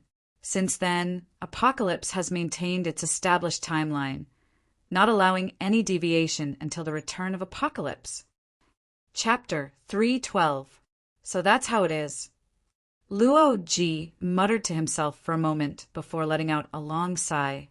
I didn't expect the apocalypse of this world to be 2 people. The information we received from other sources seems to have been a little off. However, the other forces of this world seem to have mistaken the target of the apocalypse because of us. The apocalypse is our calamity, and the humans of this world have confused the relationship between the Messiah calamity and our apocalypse calamity. We are facing one enemy, but it can also be said that there are 2. The Messiah hasn't appeared in front of us yet, and their preparations against him are all aimed at the wrong person. The professor came to a realization. According to the laws discovered by the humans of this universe, the impending calamity hasn't actually happened yet. Luo Ji understood. The enemy in their prophecy is the apocalypse Messiah, not the apocalypse. These are all questions that we need to think about slowly. The professor suddenly interrupted Luo Ji's deductions and said anxiously, "This time, I'm here to ask for your support." He raised his hand and projected a light screen from his wheelchair. On it flashed some blurry images, but they could just barely make out the dark golden outline in the center of the image. Sardras, another terrifying enemy, has appeared, and this time he's more dangerous than ever. The professor raised his hand and drew on the huge, dark, golden body, enlarging the image and making it clearer. Luo Ji looked at the satellite footage with a serious expression. The footage was very short, and Sardra's appearance was less than 3 seconds. Another creation of the apocalypse, the professor interrupted him. No, it's a series of creations. It's not just Sardra's. It looks like it's only one body, but in reality, it's the product of several existences. Now that Sardra's has appeared, it's even more obvious. The one who took the neutron star armor and rebuilt his body is Sardra's, and the omnipresent intelligence core that controls the world's network is Ultron. What's corrupting this world is the concept of entropy. They're also divided into many different personalities. Only Sardra's has a body now, but the other existences are equally dangerous. Luo Ji understood. You're saying that those consciousnesses can all obtain bodies? Yes. The professor replied, when I was suffering from the darkness in Sardra's heart, I also obtained part of his memory. Some of it was left in his mind by the apocalypse. This part of the information is very messy and distorted by the darkness. I can't decipher it for now, but I can understand Sardra's own memory. All the outer gods have bodies designed by apocalypse. As long as they come into contact with the messengers of plague and famine, they will instantly obtain a body that can carry their consciousness. This is also a weapon designed by Apocalypse to target us. This is his test. Every outer god's carrier targets the weakness of our civilization. When we destroy them, we will naturally be able to evolve and improve. Azathos is a deformed and crazy Zerg form. He should be the old enemy of us, Celestials. As for Yog-Sothoth, his body is completely composed of distorted spatial structures. It is said to contain the mysteries of dimensions, space-time, and truth. His appearance is like countless spatial bubbles stacked together in a spatial structure that we can't understand. He is the mortal enemy of your civilization. Sabu-Niggurath represents the maternal power of reproduction and distortion. She will be the most dangerous enemy of the Soviets. Nyarlathotep will subvert the European community, while Nyarlathotep and Ultron will target the humans of this world, including the United States and the Nazi Gareth. They will completely destroy the Mu continent and Atlantis. The ancient serpent gnawed at the world tree and brought dusk to the Asgardians. Thanatos, if he is not dead, Sardras will completely end him and the swallowing star. The messengers of death will revel on the corpse of the goddess of death. The messengers of plague will devour eternity. The messengers of war will destroy the infinite. Famine and oblivion will fall into the abyss of the end together. This is the ending set for this universe by Apocalypse. Whether it's me, the Black Phoenix, Magneto, or the Black Bat King, all the other great existences in this world will be personally dealt with by Messiah Tianchi. Everyone has a predetermined destination, and each of them has a tribulation that Tianchi has set for them. If we can't unite, then this time the universe will flow with rivers of blood. So you indulge the birth of Adam. Luo Ji asked in return. Adam is not our enemy. Who can guarantee that? Apocalypse. Luo Ji looked into the professor's eyes and asked, He's just another one of Tianqi's games. His position is completely in Tianqi's hands. He's just a puppet, pinning his hopes on Tianqi and hoping that he'll destroy himself? Tianqi painted an illusory and beautiful future for you, and you just believe it? The professor was silent. He only looked at Luo Ji with determination and said softly, This is a test given to us by Apocalypse. It is also a test for himself. We will not be afraid. The liberators will destroy Sardras, but we will destroy Adam as well. Luo Ji said solemnly, For the Republic, for civilization, for humanity, we will swing our swords, and we will not rest until we are dead. The liberators gather.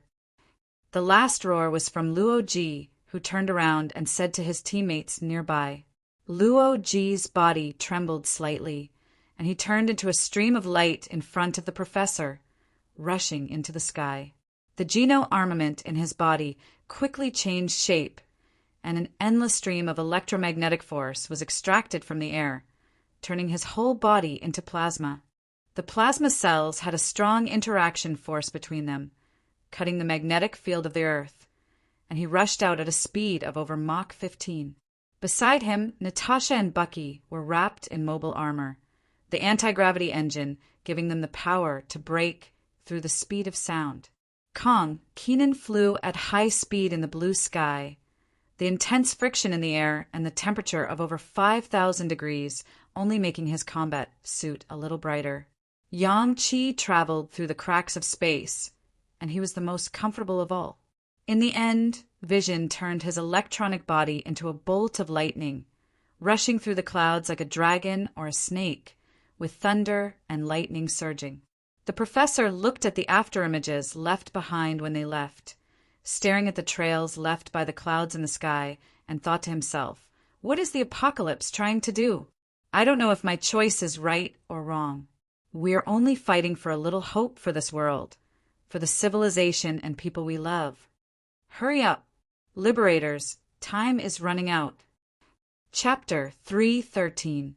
On Luo Nan's spaceship, a group of scavengers had already fainted, leaving only Yondu and Nebula who were still struggling. They did not know how many times they had cursed Luo Nan in their hearts, even though Nebula was still Luo Nan's subordinate. After seeing the strange phenomenon of time and space being reversed in this enclosed space, she had already thrown Luo Nan's majesty to the back of her mind. Even the shadow of Thanos in her heart was not as terrible as Terrastar at this moment. Why? Nebula said weakly, Why did I come to this place? Luo Nan, that idiot. He killed me. The universe is so big, there are hundreds of millions of planets in the Milky Way galaxy. How did he find such a dangerous place? Nebula raised one of his robotic arms and suddenly asked Yondu, "Am I hallucinating? Why do I feel like it has become a little younger?" "You're not mistaken." Yondu looked at his face in the light of Nebula's brand new robotic arm, touching the face that had suddenly become a lot younger. If Yondu did not still remember his young appearance, he would not have dared to recognize the figure on it. Time is flowing backwards here. Yondu struggled to lie up and sighed as he looked at his hands that had become younger. Suddenly, his pupils contracted slightly.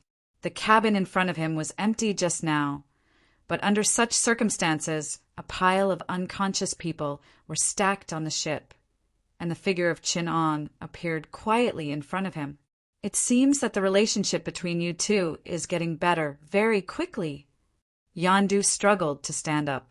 He felt that the sequelae of the time and space layer on his body were easing, and the organs that were necrotic because of the different flow of time in his brain and body were gradually regaining their vitality.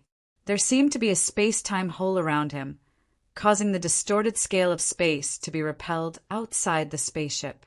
Yondu saluted fearfully and said, "I'm glad to see you returned safely, my boss." "Not bad."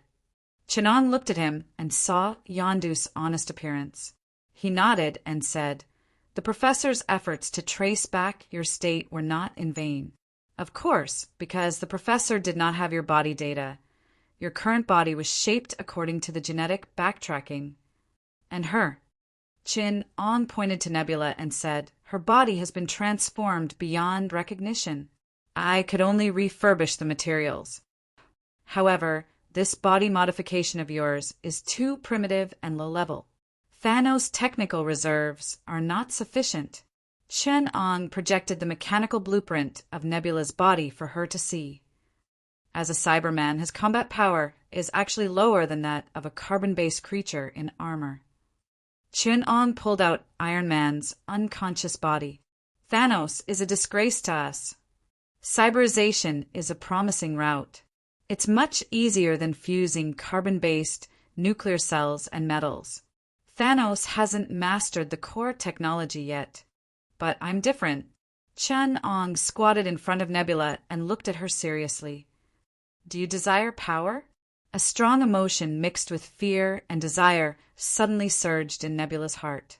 She vaguely recalled that when Thanos came to her, he was equally calm. He seemed to be concerned, but in fact he was indifferent. He asked almost the same question. However, the difference was that in Thanos' eyes, Nebula could still see his desire for her, although it was only a desire for a tool. But in the eyes of Chin-Ong, there was only a kind of interesting curiosity. After a painful struggle, Nebula still gave the same answer. "I desire power. Please give me power, Master." "Don't call me Master. I'm not interested in who your body belongs to. I just want to try another path other than the cyberization of human organs, like the Soviet Black Star Warriors. The research projects of the experimental party are endless. I really envy Apocalypse for having 4 teams that can perfectly cooperate with him, and that brain that can carry out countless threat analysis at the same time." Chin-Ong sighed as he checked the laboratory on the spaceship. He found that the Kree were indeed a fighting race. There were only 2 simple and narrow laboratories on the military spaceship. As he dismantled the useless weapons and living space for the combatants, he modified the battleship according to Chin-Ang's redesign of the research spaceship. At the same time, he sorted out the ideas of modifying Nebula. At the same time, he could imagine how to upgrade his brain into a computer. Time passed quickly as Chin-Ong modified the battleship. Although the time flow in the distorted space of Apocalypse was 10 times faster than the outside world, with the speed of the Liberator, they still arrived at the east coast of Africa after 8 hours, above the sea where the Indian Ocean disappeared. Looking at the empty and boundless sea below, Natasha was confused. According to the data of the expansion of the universe, it can be confirmed that the space that suddenly disappeared is located at this coordinate. Captain Luo Ji, The Republic of China is the country with the most advanced space technology in the Human Revolutionary Alliance. Can you detect the anomaly nearby? The surrounding dimension expansion rate is normal. The vacuum energy cycle is normal, and the quantum resonance frequency is normal.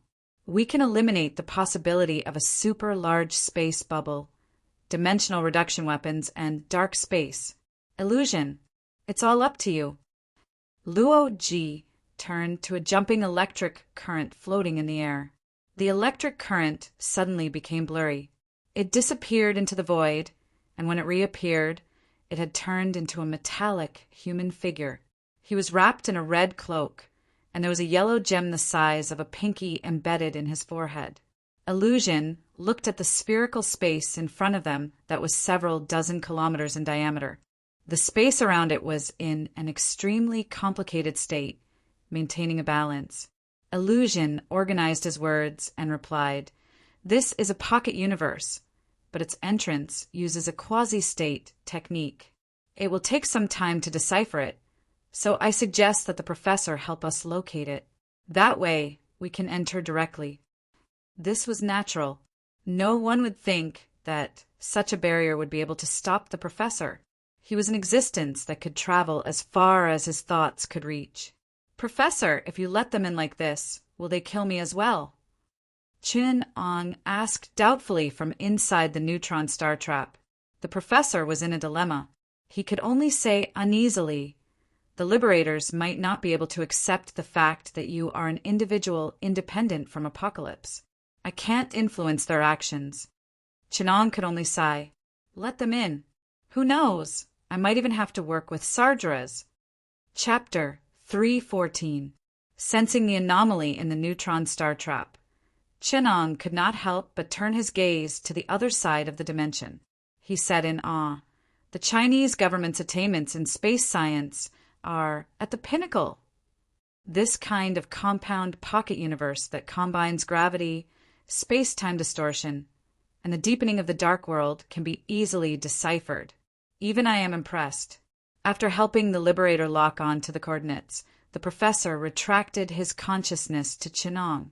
He sensed Chinang's words and asked thoughtfully, "Then, in your opinion, how far away are they from the Apocalypse?" "You can't lie to me." The professor's consciousness was shocked. He asked, "Is the gap really that big?" "The horror of the Apocalypse that I can describe and the power of the Apocalypse that you can imagine is only a fraction of it. To put it simply, I can borrow the power of my future Apocalypse at any time to increase my power by multiple folds. Then the Apocalypse is a being that already contains the fourth dimension. Can't a being that transcends the timeline come to this world as a future body?" Chun Ang's words were cruel but realistic.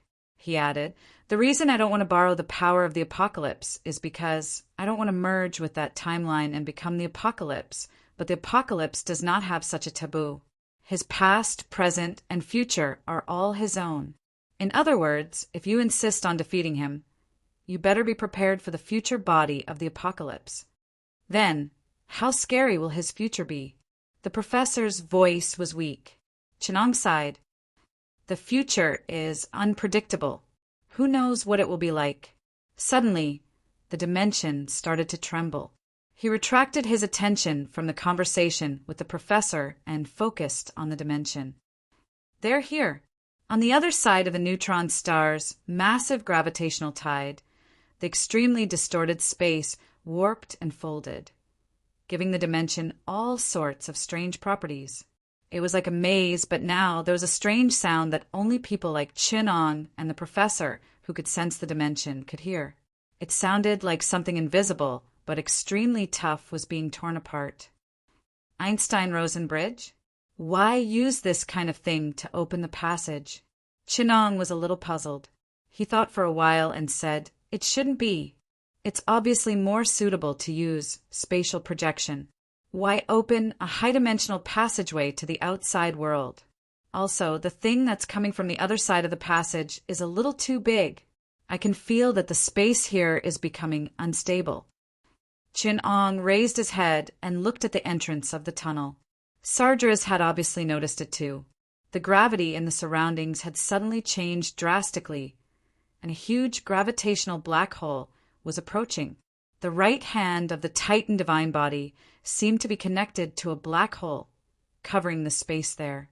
Suddenly, a ray of white light poured out from the center of his palm. It was the radiation form of high-energy particles. Generally, only places with a high energy concentration and a high density of matter could have such radiation conditions exist. Then, there was a violent energy explosion that even the Titan's hand could not contain. The high-energy gamma-ray storm swept across the space in an instant. Chen Ang's expression showed a rare loss of composure. He said in surprise, "They smashed a star in. They're creating a white hole-like eruption." In reality, on Barnard's star, which was 6 light-years away from Earth, illusion floated in the star's corona like a speck of dust. A huge vortex formed in the body of this star. Endless flames, gas, gaseous matter, and liquid were swallowed by the vortex. It could be said that a huge energy flow was blasted into the vortex. In the high-dimensional passage, this massive amount of matter, which was equivalent to the Tibetan plateau every second, was distorted and ignited into extremely dense high-energy radiation, pouring into the other side of the passage. The surface of this red dwarf star, which was only 20 times the mass of Earth, suddenly darkened rapidly and collapsed into a huge crater. In the middle of the endless light radiation, a huge black body eroded the entire star. Luo Ji controlled all the energy in this place. His form could no longer be compared to that of a human. From a higher vantage point, he looked like a 4-dimensional spatial bubble that had been twisted into a ring. His body was composed of heterogeneous dimensional matter and space. If one were to describe him in human terms, he would be like a transparent bubble that glowed with extremely condensed energy. Countless interconnected, complicated structures and either closed or circulating spacetime formed him.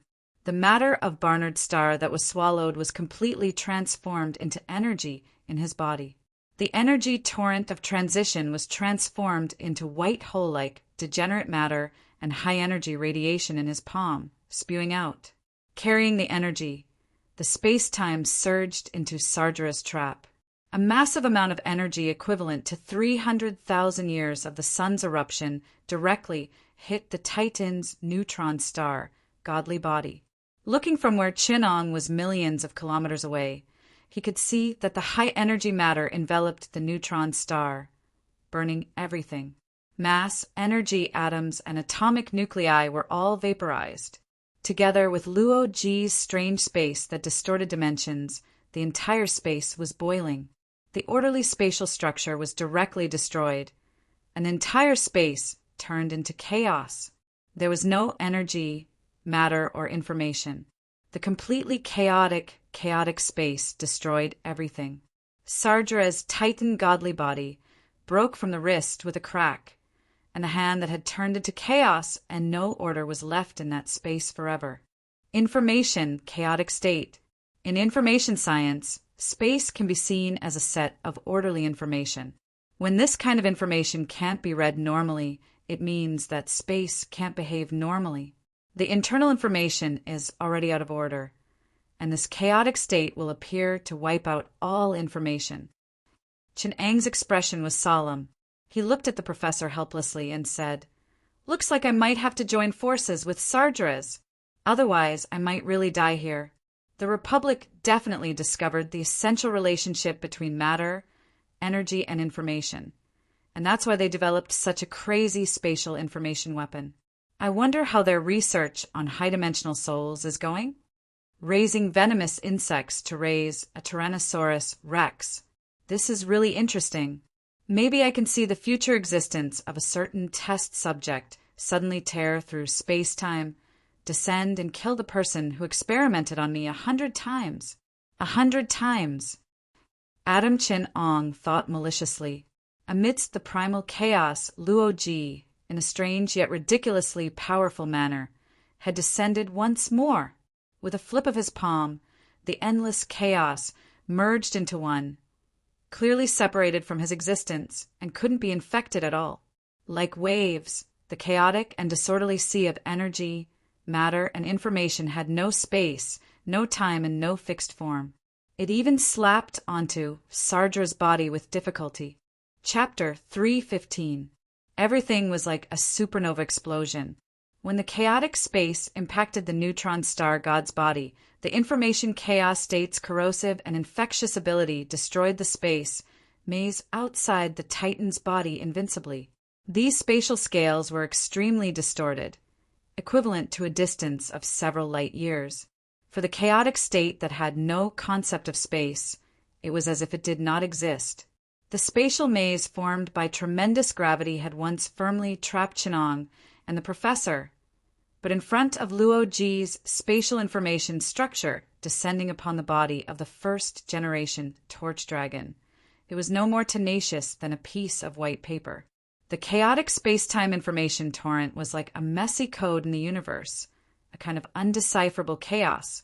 When it contaminated Sardra's body, it was like a complete piece of data was suddenly inputted with a series of messy codes. The chaos spread uncontrollably, and the powerful body of the neutron god inevitably began to collapse. However, Sardra's was ruthless enough to cut off 1/5 of his body, allowing it to merge into the chaotic information space where there was no space, no time, and even matter and energy were chaotic. The information chaos state is an imitation of the state that existed before the Big Bang, where there was no space, no matter, no energy, and everything that existed could not be understood or sensed. It violated the most basic order and laws that constituted the universe, and could not be understood by life in the universe. It could be said that it was a model in cosmology from the beginning. Because it was too chaotic, it was called nothingness. Taoists called it primordium of the 5 pre-celestial essences, and Buddhists called it void tribulation. Chin-Ong peered the chaos. His brain could no longer withstand such high-intensity calculations, and the logical concepts of his brain were not enough to understand the chaos. Therefore, he could only empty his mind and entrust a trace of spirituality to the omnipresent main body in the unseen world. Only then could he vaguely sense the information concept in the chaos. But in my eyes, the chaos that is devoid of concepts and like a black hole of information in a dimension can also be called mysterious chaos, just like the pocket universe that warps space and distorts probabilities in the neutron star can be called Buddha's kingdom in a palm. If it's apocalypse in his eyes, it might be more scientific and more realistic to describe the nature of this astronomical wonder. But with my brain, I can't make scientific, clear, and mathematical judgments, nor can I deduce it into formulas and summarize it into astronomy, physics, and information theory. I can only vaguely use philosophy and martial arts to summarize everything. Professor, I'm sorry. I have no choice but to intervene. Chinong sighed. He already had a vague idea of how to deal with Luo Ji's spatial weapon. At this moment, he was brimming with inspiration, and large amounts of data flooded into Chinong's mind at every moment, which he then incorporated into his own functional model. The dark primal chaos and the purple star river were mutually exclusive. In the beginning, the universe was in a chaotic and blazing state. It was only after the Big Bang that the universe's starry sky appeared. Originally, the mysterious primal chaos should have restrained the purple star river first. These two true meanings lay in chaos and order. However, chaos and order, as well as the chaos state of information and order state of chaos, how could they be so simple? Absolute beginning gave birth to absolute beginning, and void tribulation gave birth to tribulation. Thus, in order to break Luo Ji's nearly invincible information chaos form, one had to first destroy and then establish. The great extreme explosion would rebirth the profound universe, and then the purple star river would be born from the profound universe. To achieve this, Chinong and Sardra's had to work together. Sardra's supernova explosion. Chinong roared at the Titan's divine body. Chinong used his powerful will to trace back time and space, connecting with Sardra's consciousness. The Titan easily understood Qin-Ang's meaning. Sardras didn't hesitate to give up his enmity with Qin-Ang and work together to fight against their common enemy. Adam, take over my body. Sardras didn't hesitate to give up control of the Titan's divine body. He sank his consciousness into the deepest part of his body and began to sleep. As he gave up his consciousness, under Qin-Ang's control, he sank into the memories of the river of time and began to dream. The time in the dream traced back the history of the planet to the moment when the neutron star was born, to the moment when the supernova was destroyed, and to the moment when Sardras sank into darkness. The power provided by the degeneracy between the energy of the stellar nuclear fusion and the free electrons could no longer resist gravity. The Titan's body began to collapse as the supernova star collapsed. Unlike the supernova collapse in reality, the supernova in the dream revolved around a point which was also the point where Sardra's consciousness was asleep. In reality, the gravitational force that was so strong that it caused the entire space to tremble began to concentrate at the point of the chaos form. With the purest and purest data to fight against the information chaos, part of the dream became reality in the distorted space of the apocalypse. The Titan's body, the matter that escaped from the white hole, and everything in this space, including time and space, gathered at that point. The entire space collapsed toward a black point that no one could see clearly. Luo Ji only had time to pull the spaceship that was enveloped by the professor's consciousness out of the space, and the space created by the apocalypse was completely destroyed. Everything was sucked into the black point, which contained everything and became a separate entity. In reality, a huge battleship suddenly appeared on the surface of the sea on the east coast of Africa, but that space was transferred to Barnard's star, which was 6 light years away from Earth, through the channel that Luo Ji opened. The star was torn apart by a huge black hole, and endless energy and matter were swallowed by that terrible vortex. Looking at Barnard's star from tens of millions of kilometers away, a huge vortex that smashed the star swallowed everything. The entire star was sucked into an invisible gravitational black hole, and its speed reached more than 45,000 miles per second. The temperature of its core rose rapidly. Under the influence of gravity, the gas smashed into the core at close to the speed of light. The rebound effect caused some of the gas that entered the core to spin upward and be blown out of the core. The electrons and protons in the core squeezed to produce neutrinos. When the neutrinos passed through the dense gas, some of them were absorbed, and the gas gained a huge amount of energy, resulting in an earth-shattering explosion that produced light, gamma rays, and ultraviolet rays. The gas absorbed heat again, and the temperature rose to millions of degrees. However, all of these products were swallowed by the black hole and filled into that point mass. Qin-Ang's will tore through the void and descended on this star domain. He questioned angrily, "Why? I wasn't the one who beat you guys up. I wasn't the one who destroyed your mother planet. I wasn't the one who chased you guys into this universe and wanted to kill you all. I'm just an innocent person from the past.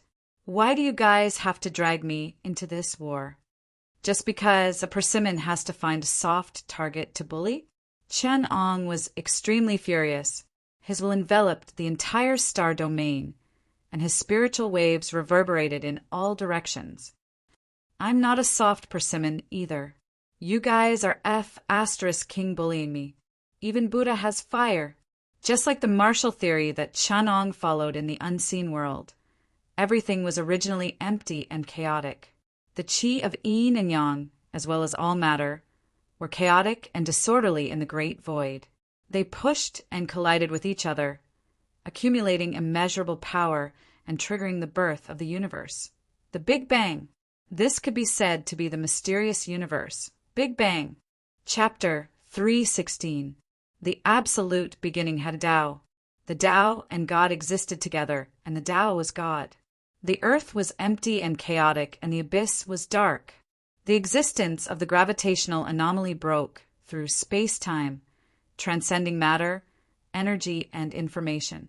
After Chinong and Sargeras worked together to push their power to a state that surpassed everything, the embryonic form of the universe appeared in Chen Eng's palm, and he slammed it down in the direction of the liberator. It was the abyss of the absolute beginning, a void that could not be looked at directly. The absolute beginning had a Tao. The Tao and God existed together, and the Tao was God. The earth was empty and chaotic, and the abyss was dark. Let there be light. Chen Eng's body had already disappeared. The restrictions on his body had been silently broken, and he was devoured by the anomaly. Only his will was sighing in the void. After the abnormal point exploded, his will controlled the mysterious universe. Big Bang and forcefully twisted the endless torrent of energy, turning the all-destroying wave into a world-rending might. He then used the momentum to unleash the second move, the mysterious universe, Genesis. It could also be called quantum cosmology. The birth of the universe was a quantum transformation from the Euclidean space to the Luo spacetime. This realized the idea of the universe being created from nothing. The Euclidean space was a four-dimensional ball. In the initial stage of the transformation of the four-dimensional ball into the Luo spacetime, spacetime was in a stage of explosion that could be described by the de Sitter metric. Then the expansion slowed down, and it was described by the Big Bang model. The dark universe, Big Bang and dark universe, Genesis were two sides of the same coin. Just like Taiji, they fused the philosophy of existence and non-existence from the birth of the universe, and they were pushed to the peak in Chen Eng's hands. The embryonic form of the universe was born in his hands, and it was pushed in the direction of the liberator. That power created everything and destroyed everything. The embryonic form of the universe was independent of this universe, but the power it pushed could shake the galaxy, leaving no escape. Take this, dark universe, Genesis splitter. The Big Bang, Genesis, was like the Taiji yin and yang. It fused existence and nothingness, space-time, energy, and mass. After the positive and negative universes, it raised the power of the mysterious universe to a whole new level, which was the Genesis splitter. The two massive satellites of Barnard's star that were in front of the liberators shattered like biscuits. From the liberator's point of view, the entire gas planet first began to cave in, and then it began to break apart. All kinds of hot lava gas and degenerate electron gas erupted from the core of the planet, and then they were swallowed by the embryonic universe like biscuits. The whole process did not take more than 2 seconds. A gas giant the size of Jupiter was swallowed by the quantum void of the embryonic universe. Keenan slammed his palm with all his might. As the basic unit of space under the Planck scale distorted and vibrated, the mighty power that encompassed space-time swept through the entire void. This terrifying power caused countless spatial tears along the way. Because it exceeded the concept of motion and speed, the surging palm force appeared in every inch of space in the entire star system at the same time. The fluctuating ocean of energy in the void suddenly erupted with all its energy. In the Planck time, the positive and negative virtual particles that appeared and disappeared in pairs were swept by this power. Endless matter and energy appeared in the void. Every inch of space erupted with energy comparable to the sun. An entire star system became a boiling tide of energy and matter. The degenerate state of the high-energy matter in the energy tide rapidly declined to the state of highly concentrated helium matter. This liquid helium matter, which was equivalent to the liquid helium inside a star, only needed a slight change in pressure to erupt with all its energy. Keenan was blocking the path of the embryonic universe. In the higher dimensional timeline, this newly created universe had already included them, so the liberators had nowhere to run. They could only fight it head-on. The young warrior of the Republic, Keenan, solemnly faced the embryonic form of the universe that was crushing towards him. He raised his hand and ignited a sphere of helium the size of Earth around his body. In the center of his palm, the helium matter that was undergoing nuclear fusion went from a degenerate state to a helium flash. The extremely terrifying helium flash directly hit the embryonic form of the universe. The power that could tear the entire solar system apart was futile. With another flip of his palm, the highly concentrated helium matter in the entire star system gave him enough energy. Helium flash combo. The terrifying explosion once again hit the embryonic universe, but it did not even cause the universe to tremble. Meaningless attack, powerless counterattack. Chun-Ong sneered, his tone very unfriendly. You guys are gravely mistaken if you think I'm a pushover. I may not be as strong as the apocalypse, but I'm not the type to be bullied so easily that I don't dare to fight back. Cry, cry, then die for me. However, Kong Keenan was not the slightest bit discouraged. In his palm, the helium flash once again emitted a terrifying whistling sound. Even in the vacuum of space, it could be heard. Helium flash second combo. The chain continued, the frequency getting faster and faster each time. The energy stacked on top of each other, and the amount of helium burned increased each time. The attack range and destructive power increased exponentially. The dense helium flash explosions occurred one after another. In just a short second, Kong Keenan flipped his palm more than 2,000 times, and each helium flash detonated in his palm almost without any time difference. The increase in energy and destructive power was almost limitless. More than 2,000 consecutive helium flashes hit the embryonic universe, each shockwave containing the power of the previous shockwave. More than 2,000 palm strikes stacked on top of each other, and it was already faintly shaking the deep embryonic universe. Kong Keenan's helium flash continued to explode again and again, from being unshakable to faintly shaking and then directly shaking. Kong Keenan only used 5,000 consecutive hits. The embryonic universe that Sardres and Chun-Ong were working together to maintain suddenly emitted a strong pressure. The originally dark and deep embryonic universe also began to faintly shake, and some kind of change was happening in the depths of the embryonic universe.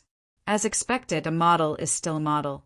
If the embryonic universe I created was the size of a galaxy, I wouldn't be worried about being destroyed by simple energy attacks like yours.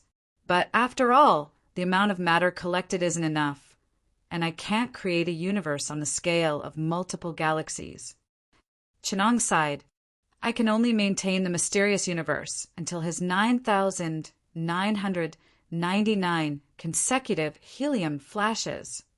Sardres, together with me, we will once again sublimate the mysterious universe. In the embryonic universe, Sardra's consciousness silently responded. Together with Chun-Ong, the huge embryonic universe began to split, encompassing the power of the entire timeline and sweeping everything in its path. Mysterious universe, Taiji diagram, time scale -10 to the power of -43 seconds. The space-time universe appeared from the quantum background of the embryonic universe. The power of the void engulfed and devoured all of Kong Keenan's attacks on the mysterious cosmos. It was like energy bombarding the void itself. Kong Keenan felt an incomparably deep and vast void power bearing the weight of his helium flash combo. Everything could be born. The void of the universe was as calm as the earth, and the mysterious universe returned to nothingness. Mysterious universe, chaos bell, time scale -10 to the power of -35 seconds. The mysterious universe was split into strong, weak, and gravitational forces. Chapter 317. Wind, Earth, Water, Fire, and Chaos reopened. The four fundamental forces were derived from the same field, encompassing the entire star field in one fell swoop. The degenerate helium matter piled up in the void was derived, divided, and gathered under Chun-Ang's control of the four fundamental forces. 9 yellow-grayed stars formed the embryonic form of matter. In the embryonic form of the mysterious universe, hydrogen matter was derived under the immense pressure of gravity and finally ignited. Kong Keenan could only retreat in defeat against the universe's division and the four fundamental forces. Fortunately, He had Luo Ji's spatial barrier to protect him, which allowed him to survive the great power of the mysterious universe's evolution into a world and its destruction into life. Luo Ji's expression was abnormally solemn. He said to Kong Kenan and Yang Qi, "The following battle is no longer something you can participate in. Your descended bodies are material and will be severely restrained by this fundamental force control power. You guys return to Earth first. Illusion, and I will hold them off." But Sargeras. Kong Kenan wanted to say something, but stopped, his young face full of doubt. Luo Ji laughed. Adam tricked Sargeras. He evolved Sargeras' body into the embryonic form of the universe. Although it made Sargeras stronger, it also trapped him. It could be said that he destroyed the layout of the apocalypse. The apocalypse created Sargeras' soul from the quantum information state of the dead star, but Adam traced the source and returned Sargeras' consciousness to the origin of the star's consciousness, becoming the fundamental consciousness of the new universe. Although Sargeras didn't lose himself, he also lost the twisted emotions of hatred and anger, becoming the creator of this star field. Now, as long as you guys return alive, our mission will be complete. Luo Ji comforted him. Captain, you guys have to be careful. Kong Kenan said worriedly. He was pulled by Yang Qi towards the spatial tunnel leading to Earth, and he shouted at Luo Ji from the wormhole. Luo Ji laughed. Don't worry, Adam's main goal is to reconstruct his body in the evolution of the universe. We're not his main target, but I will do my best to stop him. This universe doesn't need a second apocalypse to appear. I didn't expect someone to know my thoughts so well. Chun Ang's cold voice resounded in this space. I guessed it when you asked Sargeras to derive the universe with you. Luo Ji was not startled by Chun Ang's words. Instead, he maintained his initial calmness. Your main target must be Sargeras. You can't destroy him, so you borrowed our hand to make him fill up the point mass of the universe. At the same time, you used the evolution of the universe to create matter to reconstruct your own body and break the shackles the ancient snake gave you. If you know so much, why do you still want me to take the blame for apocalypse? Chun Ang's voice was slightly unfriendly. Luo Ji didn't seem to care, because we have a hypothesis. You will never be able to escape the control of apocalypse. So, you can only be set as a part of the apocalypse. In fact, you are also powerless to resist the will of the apocalypse, right? You don't understand us. Do you think Apocalypse and I care? Does he care about your resistance to deprive me of my sense of self? Will he deprive me of my past, which is my free will, because of the agitation of a bunch of lab rats? Then what did the ancient snake say? Luo Ji questioned. Chun Ang was furious. The ancient snake asked for it. As long as I don't want to, Apocalypse will never deprive me of my sense of self. The so-called plot of Apocalypse to control me is just a joke. Even the professors won't take it seriously. Of course, the future corruption does exist. If I had the same memories as Apocalypse and released the shackles of myself, I would indeed become one with him. But the point is, this is my own choice. Why do you humans in this timeline all have persecutory delusions? Chun Ang was very helpless. Who do you think caused this? Luo Ji said angrily. My goal doesn't conflict with yours. Apocalypse hopes that you can break free from his control and ascend to a higher dimension before this world descends, elevating your civilization to the same level as him, becoming a mirror for him to advance, a life-bound artifact. And I want to explore a different timeline, to become an independent future relative to Apocalypse. I want my future to be different from Apocalypse. And you want to continue your civilization, inherit the will of the past, and create a new glory. Our goals are the same. It's just that Apocalypse wants to use pressure to force you forward, to destroy those fallen timelines, to destroy those possibilities that he doesn't need, to achieve a miracle that transcends his control. This process will be a battle to the death. But I'm your fucking ally. I want to surpass the control of Apocalypse, to become another Chinong, to be an independent timeline. You're even attacking your own allies? You've gone too far, don't you know that? Chinong said angrily. Luo Ji didn't believe it, but he calmly watched as Chen Ang's fury shook the entire embryonic profound universe. Ignore everything else. Chun Ong raised the entire universe and roared, I'm going to crush all of you today. At this time, the mysterious universe's time scale was -10 to the power of -5 seconds. The temperature of the universe had reached 10 trillion Kelvin, and protons and neutrons were formed. The entire boiling sea of matter was smashed down by Chinong. The spatial barrier was easily torn apart, like a piece of paper. The spatial bubble that formed Luo Ji's shining dragon body was violently compressed. Whether it was the material of the visible universe or the deeper dark universe and dark matter, they were all evaporated by this boiling sea of matter. Luo Ji fled for his life with the shattered spatial descendant, while Fantasy Vision stood in the middle. The boiling ocean of materials poured down from the top of the illusion. The terrifying temperature of 10 trillion Kelvin twisted the radiation area tens of thousands of light years away from the Earth. Everything hundreds of light years away from the Earth on the other side of the Badner planet was boiling. Huan Li's body was evaporated by this terrifying temperature, but Chin Ang's expression became even more solemn. Digitalized humans don't have physical bodies at all. Rather than calling the physical bodies of electrons matter, it's more like probability. That's just the point where their probability is the highest. I destroyed the probability of his body, but I only helped him spread the probability cloud.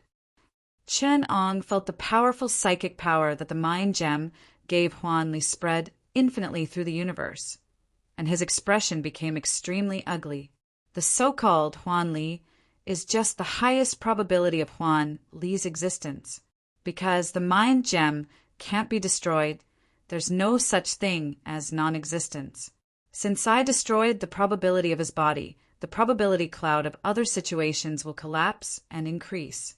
The surrounding temperature of 1 billion Kelvin is enough to wipe out the probability of Huan Li's other forms. Chun Ong felt the probability cloud of Huan Li expanding infinitely. Previously, the probability of Huan Li standing in front of Chinong was infinitely close to 100%, and the probability cloud of his existence encompassing the entire star field was infinitely close to 0. But now, Chun Ong could feel that the probability of Huan Li's existence at any point was increasing. He was everywhere, and in the end, because of the collapse of the infinite probability cloud, he would resurrect in a new form. Chapter 318. The time scale of the mysterious universe was 0.0001 seconds, and the temperature was tens of trillions of degrees Celsius. The universe was like a turbulent ocean of earth, water, wind, and fire colliding. Neutrons and protons began to violently collide and evolve, and the fluctuating energy tides in the vacuum produced endless photons, illuminating the entire universe. Chun Ong held the embryonic form of the mysterious universe and pressed it inch by inch against the area covered by the illusion's probability cloud. The temperature of the embryonic form of the universe was higher than the threshold temperature of hadrons and leptons. The collision of photons produced positive and negative hadrons and positive and negative leptons. At the same time, some of them were annihilated into photons. When the equilibrium state was reached, the total number of particles was roughly equal to the total number of photons. The hadrons that had not been annihilated were broken into quarks, and the quarks were in a state of progressive freedom without any protective effect. The particles in the mysterious universe were positive and negative quarks, positive and negative electrons, and positive and negative neutrinos. In the end, only 1 in a billion positive particles remained. The illusion had already covered the entire embryonic form of the universe with its own probability cloud. In the boiling sea of photons, electrons had broken through the inherent nature of plus forming a huge circulatory system in the void. The essence of the model Infinity Stone had constructed a materialized structure that reflected the concept of the essence of electrons. Energy circulation, material circulation, information circulation, and even the soul system. With the technological assistance of the Republic, the illusion had reconstructed a body that included all the free electrons in the embryonic form of the mysterious universe. The huge energy circulation even had the phenomenon of changing the foundation of the mysterious universe. This was the most comprehensive confrontation between Qinong and the illusion. It was a competition of their ultimate wisdom, ability, willpower, and strength. Even though Qinong had Apocalypse as a template, the illusion also had the support of the Republic. This opportunity has finally come. In the Republic's Builder Tree research base, which was located in a different dimension, the Soul Gem, which was closely connected to the Soul Gem, continuously transmitted the illusion's consciousness and data back to the Republic. The massive amount of data was reduced to a lower dimension here, and was sent into the reduced dimensions of the information world formed by the consciousness of the Republic soldiers. Using the Infinity Gem, a connection device unique to this universe, we have achieved the parallel world symbiotic technology on the timeline, allowing our warriors to fuse their minds with their counterparts in parallel worlds. For that, we have overcome many scientific obstacles that could be considered natural barriers. More than 10,000 scientists and researchers sacrificed themselves. They turned their souls into low-dimensional ones and achieved omniscient power that covered low-dimensional worlds. This allowed us to use their souls as a bridge to control those low-dimensional worlds and build a spiritual brain. In those worlds where time is accelerated and laws are simulated, we can achieve scientific breakthroughs. And because of this, they lost their sense of self, their consciousness sinking into deification. This is just to give us a chance to understand the intentions and plans of the apocalypse, and a chance to bridge the information gap between us and him. Finally, on the basis of our fusion of parallel universes, our civilization has expanded from a one-dimensional civilization to a multidimensional civilization that covers timelines and all parallel universes in this universe. We have fused all the timelines and universes that have been destroyed by the apocalypse and are about to be destroyed by the apocalypse. We have included all the Chinese civilization that resisted the apocalypse. At this very moment, we have innumerable parallel universes working together for this goal.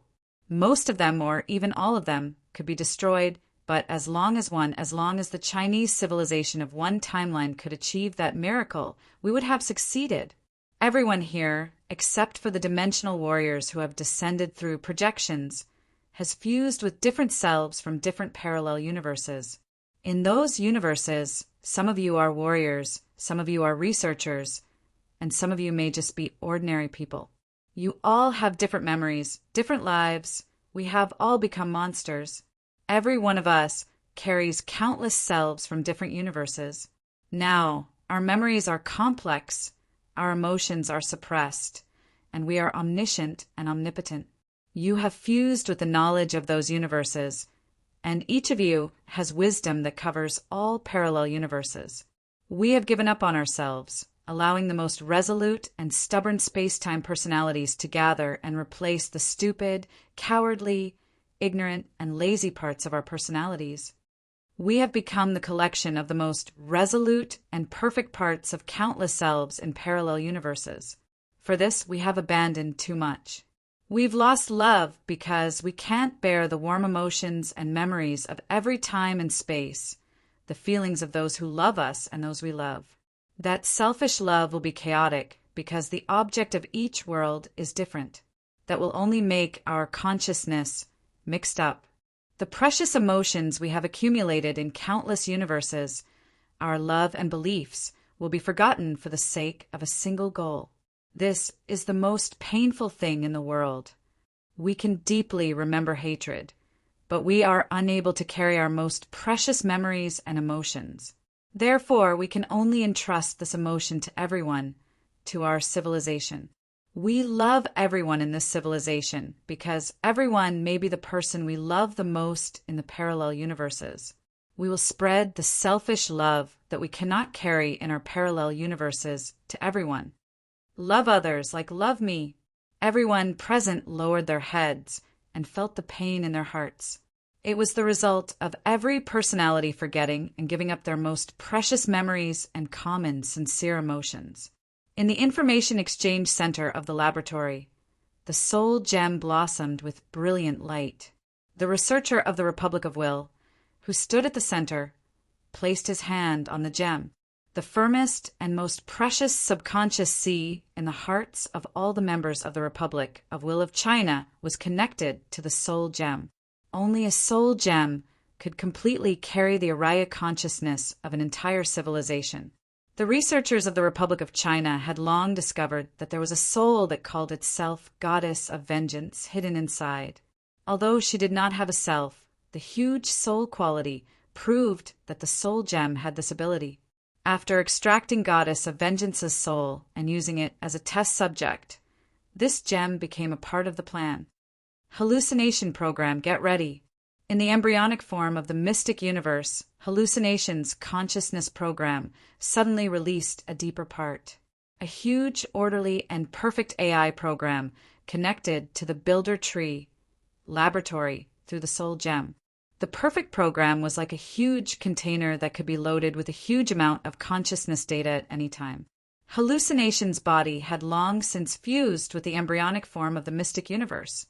But after the program was activated, the huge cycle composed of all electrons was loaded deeper into the embryonic form of the mystic universe. Qin Ong suddenly found that his consciousness was also attracted by the embryonic form of the mystic universe and entered it. Hallucination program loaded successfully. Adam's beacon has been returned. Loading Will of China. In the Builder Tree laboratory, the soul gem suddenly collapsed and turned into a purple stream of light. It entered the mystic universe and fused with the yellow light of the soul gem. Loading external program. Ultimate system reality program loading. Power program loading. Space program loading. Time program loading. The light of 6 infinity gems blossomed in the embryonic form of the mystic universe. With the infinity gems as the material carrier, a system that carried the Will of China was completed. Locking onto Adam's beacon. In the Builder Tree laboratory, the person in charge of the experiment smiled and explained to his subordinates. The apocalypse retracts the timeline and destroys all possibilities it doesn't need. After countless tests by the Republic of Parallel Worlds, they finally confirmed that only by breaking through this dimension and achieving dimensional ascension will we be able to survive this experiment. However, dimensional ascension is so difficult that even the apocalypse couldn't find a direction. Our efforts were at a stalemate, but we quickly thought of a solution. In our world, there exists a part of a higher dimensional existence. The apocalypse itself is a low-dimensional part of the higher dimensional existence. It's very simple to break through the limits of the dimension. All we have to do is become a part of the apocalypse. But the Republic will never allow us to become a part of the apocalypse. We'd rather be destroyed, someone asked doubtfully. Then let some existences with the same nature as the apocalypse, such as his past, become a part of us. The professor has experimented. Through Adam, the parallel bodies we created with the apocalypse can connect to other dimensional worlds, which is a part of the higher dimensional existence in other worlds. By the same principle, by tracing back Adam's soul, we can let him go to other worlds and leave this cage. The price is to become a part of Adam. Of course, the Republic's pride won't allow us to give up on ourselves. The Republic can't, but our will, including our civilization, can. We will let our civilization be reborn in another world. With Adam's soul as the core, the Will of China as the corridor of the soul, and the ultimate system as the outermost layer of protection, we will launch Adam to other worlds. As long as he reaches a world that carries the Chinese civilization and exists in the Republic, the ultimate system and Will of China will merge into the collective sea of consciousness of the Chinese civilization in that time and space, reshaping our civilization. We can die and our existence can be destroyed, but not the Chinese civilization. We can't allow the development of the Chinese civilization. This is the Civilization Tinder Project. Tens of thousands of parallel worlds are willing to become a torch, burning everything we have, just for a chance to spread the light of our civilization to other worlds, to achieve dimensional ascension, and to pass on the tinder of our civilization. Now let's burn! Let us fight the apocalypse in this universe. Whether we live or die, the fire of our civilization will be passed on forever. Now we can sacrifice everything. Let's finish this experiment with the apocalypse. In the embryonic form of the mysterious universe, Chun-Ong suddenly came into contact with the great will at the core. His consciousness connected with all the members of the Republic, and he understood everything. So that's how it is. The illusion program protected will of China, forming a soul corridor outside Adam Chun-Ang's soul. Chun-Ong gave up on defense and accepted it as a part of his soul. The ultimate system and the infinity stone wrapped around Chun-Ang's soul, forming another layer of defense. The embryonic form of the mysterious universe acted as the outermost layer of defense, wrapping around the ultimate system. In the end, the task of rebuilding the Republic actually fell to me. Will I bring the Republic back from the future and destroy my future apocalypse? That sounds pretty cool. However, as long as I leave this sealed dimensional universe and turn the possibility of the Republic's continuation into an inevitability, then there will definitely be a timeline in which the Republic exists in the future. In other words, I don't have to do anything. As long as I bring hope out, it will germinate, grow, and eventually become a towering tree that will bear the bright fruits of civilization. Then, when I return, I will definitely be able to witness the future of the Republic cross time and space to fight the apocalypse until the end of this universe. The Jinmu base in countless parallel worlds erupted with the most powerful psychic fluctuations. The ultimate psychic weapon appeared, breaking the barrier between reality and illusion. Chun-Ang's consciousness began to backtrack, searching for himself in the parallel world. He turned into a stream of light and disappeared from this dimension with the embryonic form of the mysterious universe. To be continued. Chapter 319. Inside Chang-An's imperial city, the palace was grand and majestic. Between the pavilions and courtyards, there were winding corridors and richly ornamented rafters. It was indescribably magnificent. In this vast world, only the residents of the emperor could have such a grand view. Although it was already night time, there were whale candles everywhere in the palace, illuminating the place brightly. Yang Guang stood on a high platform and looked down at the magnificent palace. Behind him, a tall man knelt on the ground. He was trembling and didn't dare to look at Yang Guang. The surrounding guards stared at the empty space in front of them as if they didn't see the man at all. Only a few highly skilled guards hid in the shadows near Yang Guang and stared at the man's every move. Yuan Wenji was an expert of the current great sway. His mysterious ice force, which was passed down in his family, had been tempered to perfection. Although he was not as good as Yuan Shu, the current head of the Yuan family, but because he was young and vigorous, his lethality was superior. If he suddenly went berserk, it was hard to say whether or not he could hold Yang Guang hostage. Therefore, they had to be careful. If Yang Guang didn't call Yu Wenji over, they wouldn't even allow him to get close. Yu Wenqing, you said that the art of longevity that you found for me was taken away by the Rakshasa from Goryeo. Now it's in the hands of 2 Yangzhou hooligans. Yang Guang's voice didn't sound happy or angry. His back was facing Yu Wenji, so the expression on his face couldn't be seen. Yu Wenhua had no choice but to put on a trembling expression as he replied, "Reporting to your majesty, we came one step too late. Luocha's daughter snatched the secret of longevity from Shilong's hand in advance, but we killed him with our palms. However, at that time, both of us were injured. The 2 hooligans that she adopted took the opportunity to take away the art of longevity and the corpse of the Rakshasa." Humph! Yang Guang flicked his sleeves and asked, "Trash, you can't even take down an injured Rakshasa. You, Wenji, do you know that you're secretly hiding the Rakshasa and plotting to steal the treasures of that traitor Yang Su and my art of longevity? Your Majesty, these are all ridiculous words. We can't believe them." Yu Wenhua buried his head on the ground and explained in a terrified tone. Seeing that Yang Guang was about to get angry, he quickly took out the things that he had prepared. Originally, with the power of the Yuan family, he did not have to be so timid. But now that the world was in chaos and the people were angry, everyone knew that this was the best time to fulfill his ambition. The more it was like this, the more careful he had to be. If it was the Yang Guang from before, he would not have been so afraid. However, it was because Yang Guang wanted to make them lose their minds that they had to be even more careful. Otherwise, Yang Guang might even dare to force the Yuan family to rebel. Your Majesty, although I was unable to retrieve the secret of longevity for Your Majesty, I did find a rare object that has a lot to do with the secret of longevity. Yuan Huaji's words seemed to have piqued Yang Guang's interest. Rumor has it that the secret of longevity was created by the sage Guang Qingzi.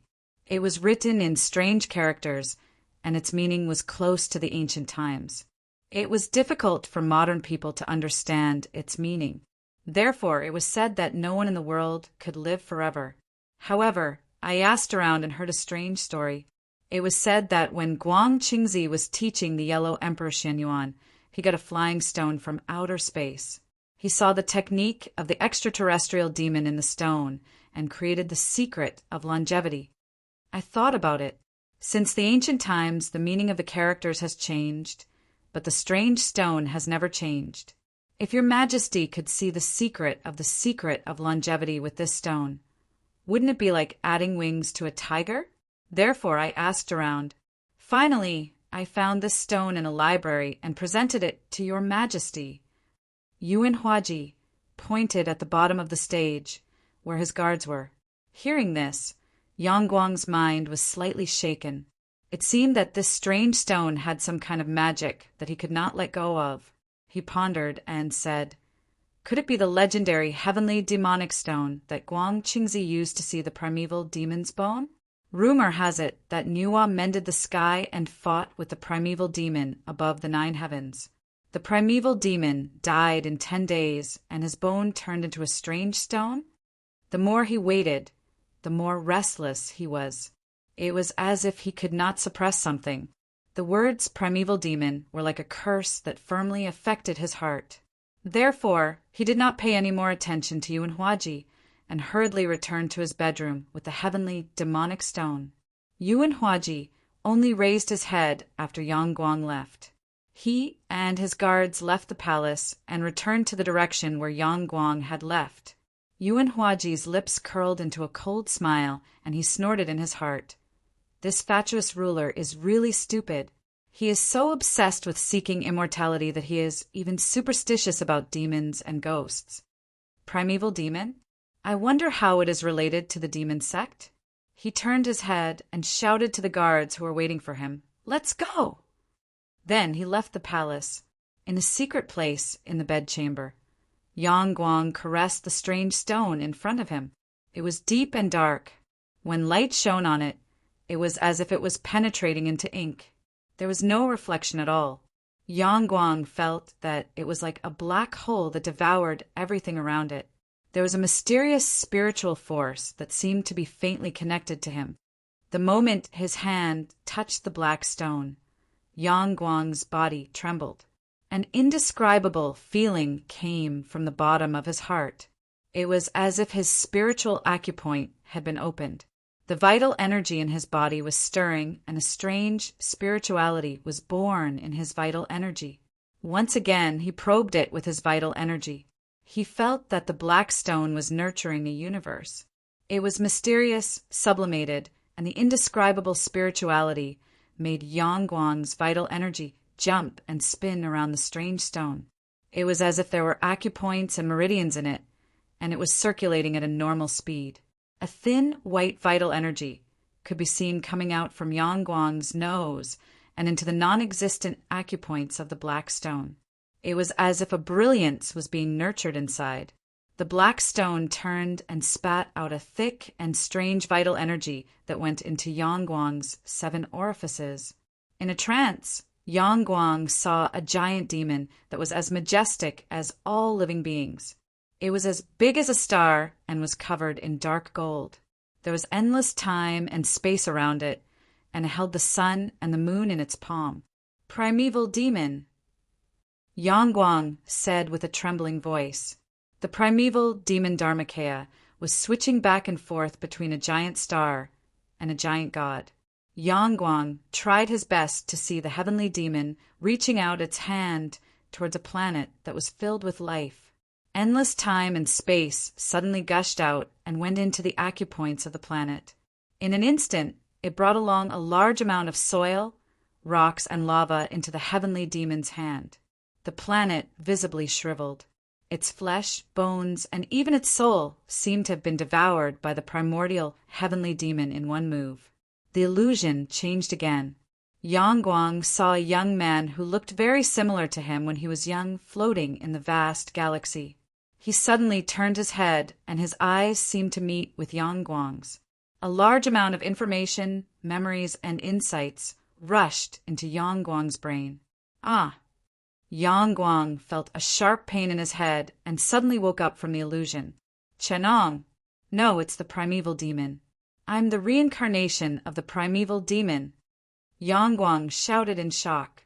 He seemed to have found the answer to the matter and a reason why he could faintly sense the heavenly, demonic stone. He immediately became furious. "Nua, you bitch! How dare you kill me? How dare you kill me? No, I want to be reborn. I want the primeval demon to be reborn."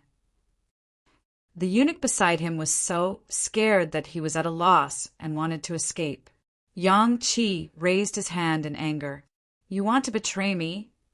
The eunuch felt a bone-piercing vital energy enveloping him. He was so scared that he knelt on the ground and cried, "Your Majesty, I dare not! Your Majesty!" He looked at Yang Guang, and the murderous intent in his eyes grew. He screamed and wanted to push the door open to escape. Yang Guang laughed. He could feel his vital energy absorbing the life of the eunuch.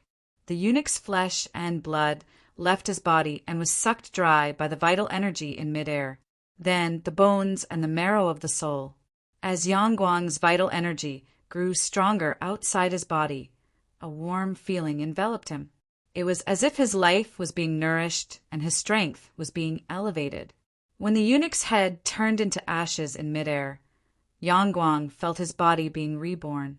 A brand new life force came from his vital energy, giving him a new lease of life. His vital energy had grown by 2 levels, but the quality was many times purer.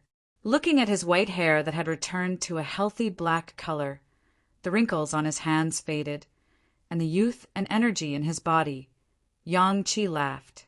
He accepted the conjecture that he was the reincarnation of the sky demon without hesitation and devoted himself to the great cause of the sky demon's rebirth. "So I am the sky demon. That's great. Longevity, power.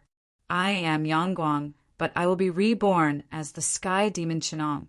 I will return from the ancient times and rule the earth again. Ha ha ha." Yang Guang regarded Sardra's illusion as Chen Ang's real body and was ecstatic about his newfound power. The first ray of dawn shone on the palace gate. The palace gate that had been closed for the whole night suddenly opened. Yang Guang looked at the eunuch chief kneeling in front of him, then turned back to look at the empty palace behind him. He glanced at the eyes of the guards around him and saw that they didn't dare to look at him directly. He saw that they didn't dare to doubt that he had suddenly regained his 20-year-old appearance. Yang Guang chuckled softly. "Take me to the death row," he ordered the chief. Chapter 320. Heroes used martial arts to break the law. Who knew how many Jianghu people with martial arts were imprisoned in the imperial prison in the capital? Although the so-called masters in Jianghu mostly relied on the major powers, in terms of power in the world, the laws were strict, and who could surpass the imperial court? These people were all living treasures in Yangguang's eyes. Not only were these experts full of vigor and vitality, but their life force was also pure. Furthermore, they were able to greatly enhance Yangguang's skill, which could absorb humans' flesh and blood, as well as his genuine qi and skill, to improve by leaps and bounds. If it were not for Yangguang's suppression, the pure sky demon genuine qi would have long transformed his physical body, giving birth to all kinds of evil and supernatural abilities, allowing his middle-aged appearance to be reborn. Because the progress of this evil technique was too fast, Yangguang had to restrain himself to prevent the demonic nature in his qi from overflowing and turning him into a demon who only knew how to kill. I am the primordial sky demon, the demon among the demons, the leader of all demons. How can I be confused by a little demon from the outside and cause the demonic technique to backfire? Yangguang looked angrily at the uncontrollable demonic qi on his hands. The white bear blanket under him was already full of holes and was corroded by the demonic qi. Yangguang casually tore off the tattered dragon robe on his body, revealing his strong muscles. Now he didn't look like he was addicted to alcohol and women. He felt that he was even stronger than when he was at his strongest. He was almost standing at the peak of the human body, but the more it was like this, the more Yangguang was dissatisfied. Isn't my primordial sky demon true body much better than these mortal bodies? Perfect, powerful, and powerful. My demonic body has been tempered thousands of times, and I have an endless lifespan. I hate those traitors who forced me to be trapped in this mortal body. Song Ke, Li Clan, Yuan Clan, and that small Tiading village. Under Yangguang's rage, the demonic qi that leaked out caused the entire death cell to be shrouded in a brutal and terrifying aura. It was as if a ferocious beast had awakened from its slumber billions of years ago. Even though this was the deepest part of the death cell, where a group of powerful and cruel experts were imprisoned, they could only tremble in fear under this murderous aura. The few guards standing behind Yangguang acted as if they had met a species that was naturally superior to them. They could not help but submit to Yangguang. Their minds were restless and their eyes were bloodshot. A tyrannical true qi and devil qi filled their bodies, tempering them even more. Every muscle and bone was withstanding the impact of this tyrannical true qi, and then being nourished by the devil qi they recovered. In this process, they consumed their life force, but it made them even more tyrannical. The demonic true qi of the guards was stimulated by Yangguang's overflowing demonic qi, and under this qi it grew crazily, squeezing out their life potential. In a short moment, these guards seemed to have aged 10 years, but the muscles and bones in their bodies were as if they were made of fine steel, and their skinny bodies were extremely powerful. Just as they were about to be unable to withstand this transformation and turn into mindless, bloodthirsty, and violent demons, Yangguang finally got rid of his demonic nature and woke up from his anger. With 2 claws, he tore open the bars made of fine steel and pulled out a few death row prisoners from a cell. Yangguang stretched out his hand and sucking them into dregs. The life force contained in the devil qi was lively and powerful, and it drilled into the 7 apertures of the guards, filling up their skinny bodies in the blink of an eye.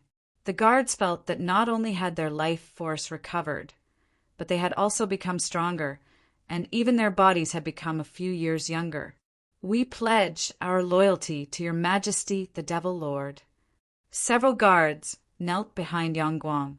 They were fanatical, and their obsession to be loyal to Yangguang built a bridge between them and Yangguang through the devil qi, allowing Yangguang to completely control them at any time. The special ability of the heavenly demonic power is really terrifying. If it wasn't for the fact that I need to devour a large amount of flesh and blood to control you and absorb living people, I could develop a demon army in an instant. However, I have already improved this method. In the future, as long as I have a devil seed made of devil qi, I can let you cultivate the true demonic power that I created and become my dependents. This method can also guarantee your potential. Under the shroud of my heavenly demonic power aura, You will become my limbs, sucking blood, essence, and inner energy, just like the arrival of the heavenly demonic army. In the midst of his complacency, Yang Guang suddenly came to his senses and regained his usual calmness. He casually waved his hand, and the heavenly demonic real qi transformed into a black cloth, wrapping around his naked body. Recalling all the times when he lost control, Yang Guang could not help but frown. It was not that he did not know the reason behind it. The memory left by the primordial heavenly demon in his mind told him that this was the reason why his will could not control the devil qi. The human will, thoughts, and spiritual realm were too shallow, and it was impossible to control the power of the primordial heavenly demon. His mind would be affected by the devil qi, and it would become stronger under the amplification of the devil qi. Greed would reach its peak, and anger would reach its peak. Under the stimulation of the devil technique, it was like adding fuel to the fire. It would only become stronger and stronger, and in turn affect his rationality. It seems that the emotions and memories of the identity of Yang Guang have become an obstacle for me. That's right, it's just the reincarnation of my mortal body. How can it bear the power that I used to tear the sky and the vault of heaven? Those fearless emotions and ego will only make me weak and have flaws, and I will not be able to truly reach the realm of the primordial heavenly demon. Only by erasing my past emotions, twisting my past ego, and recalling my memories before my reincarnation, I will immerse myself in it and slowly remove my current unnecessary thoughts. Only by carrying my past memories and ego can I truly control this power. When I control the world and no longer need this mortal body, I will sacrifice this mortal body in front of my past skeleton so that I can truly be reborn. Yang Guang recalled the lifelike image of the young man in his divine sense. It seemed that the essence of the primordial heavenly demon in his body was urging him to erase everything that was Yang Guang, emotions, personality, and all the elements that made up his self. It would turn into a blank body and then replicate the memory and personality of the primordial heavenly demon. At that time, his body had already been transformed by the heavenly demonic power, and his soul had been erased by himself. Who was it that came back to life? Of course, Yang Guang himself could not think in this direction. The one that controlled his thoughts was no longer the original him, but the personality that was reconstructed by the primordial heavenly demon. It was only for the sake of the existence of Yang Guang and the identity of the primordial heavenly demon. And now, whether it was the primordial heavenly demon, a vast, mysterious, and huge system consciousness, or even Yang Guang's ego, they were all urging him to do the same thing. Clear the universe, kill the disobedient, and truly unify the world. To be continued. Chapter 321. Eunuch Wei gently pushed open the side door of the bedroom and lit the eternal lamp in the room with a red candle in his hand. His movements were very light, and his hands and feet were very nimble.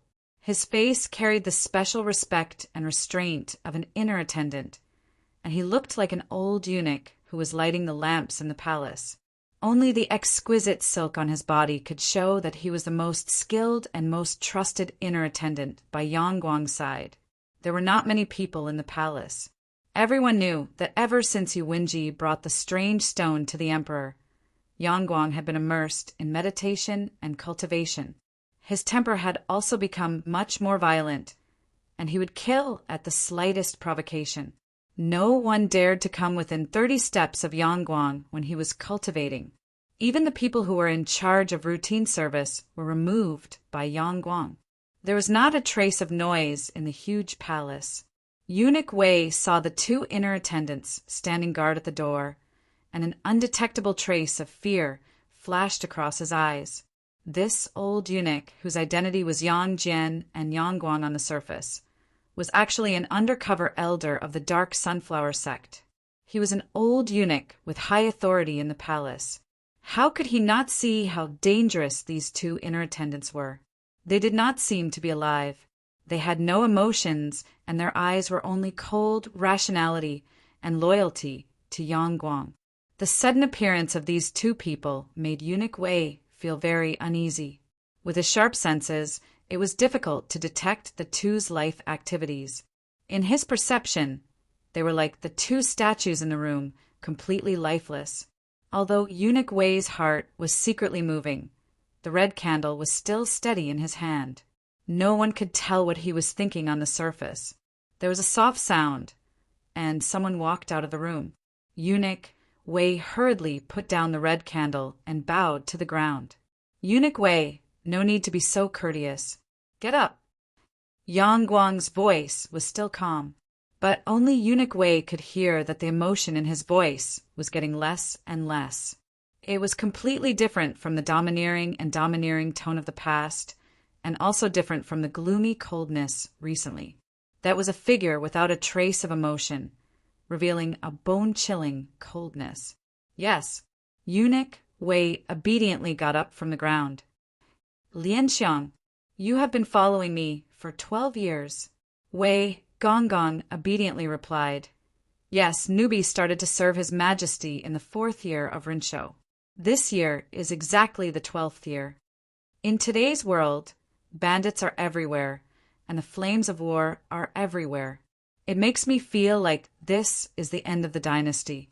The bandits in the world also see it as an opportunity to fight for supremacy. Yang Guang sighed. I told you before that I want to temporarily avoid Jiangdu, right? Wei Gonggong hastily kowtowed and said, This is not His Majesty's fault. It is the result of aristocratic families and influential families running amok and violating the law, exploiting the people to the extreme. His Majesty's temporary retreat to Jiangdu is a great plan to stabilize Jiangnan and sweep away all the ugliness with a thunderous strike to revive the great sway. I don't want to go anymore, Yang Guang said indifferently. Wei Gonggong raised his head in fright, then bowed his head and said, This matter does not allow Nubi to comment. Yang Guang opened his right hand and looked at the faint, demonic qi in his palm. He said softly, Now I have a new choice. I don't have to endure those stupid insects and clowns anymore. I can even build a 300 feet tall city wall in Luoyang. Why can't I build a canal? The Jingyan Zen sect has hundreds of palaces and 500 bronze arhats. They can even afford a bronze palace. Do you think the world will be in chaos just by building a few palaces for me? 3 expeditions to Goryeo. Don't they know that this is the great sway's hidden danger? When I went to Goryeo, who was the one who lit a fire in my backyard? Who was the one who did this to me? Aristocratic families, martial sects, and Taoist and Buddhist sects. In this world, aristocratic families, roving bandits, gangs, Taoist and Buddhist sects, righteous and evil, black and white. All of them look down on the imperial court. Those who buy illicit salt, those who trade in human beings, those who sell horses and weapons, ha ha ha ha. They really dare to reach for anything and even dare to put **T on my head. I am rich and have conquered the world. Yet I still need to trade in human beings from gangs? Yang Guang sneered and said, Who needs human beings? Of the 4 aristocratic families, the Song family is the Jiangnan warlord. Yuan and Dugu are also a threat. There is also the Li family that is far away in Taiyuan, guarding an important place in Guangzhou. I am happy to hear about the aristocratic families in Guangzhou. Eunuch Wei bowed his head again and said, Your Majesty, please calm down. I am too happy. Yang Guang laughed heartily and said with great interest, The great sway is not upright. There are many aristocratic families in the imperial court, and the aristocratic families monopolize power, making it difficult for my orders to leave Chang. If they are obedient, I cannot do anything to them for now. But now that the world is in chaos, I can finally use the butcher's knife and wash the world with blood. Kill them all, cleanly. Yang Guang laughed sinisterly. Wei Lianxiang suddenly felt a strong sense of uneasiness, like a fierce beast awakening from its slumber. He looked at Yang Guang, who suddenly grew taller, as if the surroundings were filled with bloodlight. He was obviously an incapable emperor at the end of his road, but he actually gave him a feeling that he was going to whip the world. The world belonged to the aristocratic families. The hearts of the people were against them, and the power, strength, and influence were all controlled by the aristocratic families. Even the emperor of the Great Sway was only ruling the world on behalf of the aristocratic families. Even though he was not a puppet, he still had to weigh the pros and cons carefully. The reason why the Great Sway was believed by all the forces in the world to exist only in name was because Yang Guang had lost the support of all the aristocratic families. The new imperial examinations, the suppression of the aristocratic families, all of these were roads to death. But now, Yang Guang actually wanted to butcher the aristocratic families. Wei Lianxiang logically believed that Yang Guang was courting death. But under this terrifying demonic might, he did not dare to underestimate him. Right now, he only wanted to quickly pass this shocking change to Dark Sunflower Sect's Empress Yin. He did not know what Yang Guang's madness would bring to Dark Sunflower Sect, but he knew that if Zhu Yiyan did not know about this, then there would be great trouble. Just as Eunuch Wei was in a daze, Yang Guang suddenly turned his head and asked, "Did you know that Pei Ju is Shi Jixuan?" Wei Lianxiang was already intimidated by Yang Guang's imposing manner, and when he heard this news, he was so shocked that he trembled, and the red candle in his hand fell to the ground. He cried out in surprise, "Evil King is Pei Ju!" "Yes, he even took my nephew as his disciple, the orphan of the dethroned crown prince, Yang Yong." "Haha," Yang Guang said with a smile. Wei Lianxiang was so scared that he prostrated on the ground. After he regained his composure, his mind started to spin rapidly. He did not know whether his identity had been exposed, but since Yang Guang knew Pei Ju's identity, it was not strange for him to know that he was an elder of Dark Sunflower Sect. He slowly raised his true qi, and 2 wisps of green light stuck to his fingertips, as if they were alive. "I heard that you met Xiang Yutian when you were young. What kind of person is he?" Yang Guang's words caused Wei Lianxiang to be unable to hold himself back any longer. He shot up from the ground, and a wisp of green light was hidden between his index fingernails. His body twisted into a strange angle, and he stabbed at Yang Guang's chest from an impossible angle. The true qi in his entire body released a tempting sharpness. But before he could touch Yang Guang's ordinary clothes, he saw a wisp of flowing light suddenly appear. To be continued. Chapter 322. Wei Lianxiang's mouth was wide open like a carp out of water. His face was distorted and his eyes were wide open. From his eyes, it could be seen that Yang Guang was like a living evil spirit in his heart, or a devil that had crawled out of hell. In any case, he had absolutely nothing to do with humans. He curled up and even lay at Yang Guang's feet. His 2 withered hands that had moved as fast as lightning had shrunk to his ribs like chicken claws. He looked like an idiot who had suffered a stroke. It was very comical, but anyone who knew Wei Lianxiang's true identity would not find it comical. They would only feel a deep chill and a hair-raising terror. Yang Guang slowly retracted his index finger and blew away the non-existent dust on it. The 2 inner attendants who stood like statues beside him silently knelt in front of him and lifted Wei Lianxiang up so that Yang Guang could look down at him. "Eunuch Wei, you are really good at using poison." Yang Guang glanced at the squirming green spot on Wei Lianxiang's index finger and sighed. "Unfortunately, it's still lacking a little. Who would have thought that a loyal eunuch who grew up under my imperial father's care would be a spy for the Dark Sunflower faction? Now that I think about it, when I cooperated with the demon sect to kill my good-for-nothing brother, I probably received a lot of help from you. I heard that you divided poison into live poison, dead poison, active poison, static poison, and collision poison. Interesting. I also made a classification. I divided substances that can kill into disease, plague, evil, poison, and devil. Yin and yang imbalance is disease. Goo worms and fungi are plague. The body and mind are evil. The evil metal wormgrass is poison, and greed, stupidity, and madness are devils. Just the word poison alone has 10 categories: snake, insect, plant, mineral, chemical, hormone, radiation, microorganism, energy, sound, light, and spirit. But to be blunt, I am good at all of them. Wei Lianxiang had never seen an expression on Yang Guang's face. In a trance, eunuch Wei even thought that the person standing in front of him was a completely different person. Apart from his face, Yang Guang's temperament, habits, and manner of speech had completely changed into the shadow of another person. "You're not His Majesty." Wei Lianxiang uttered these words with a trembling voice. "Yes, I am not him." Yang Guang sighed. "I don't know who I am either. Sky Demon? Yang Guang? If possible, you can call me Heavenly Demon Yang Guang." Wei Lianxiang's eyes widened.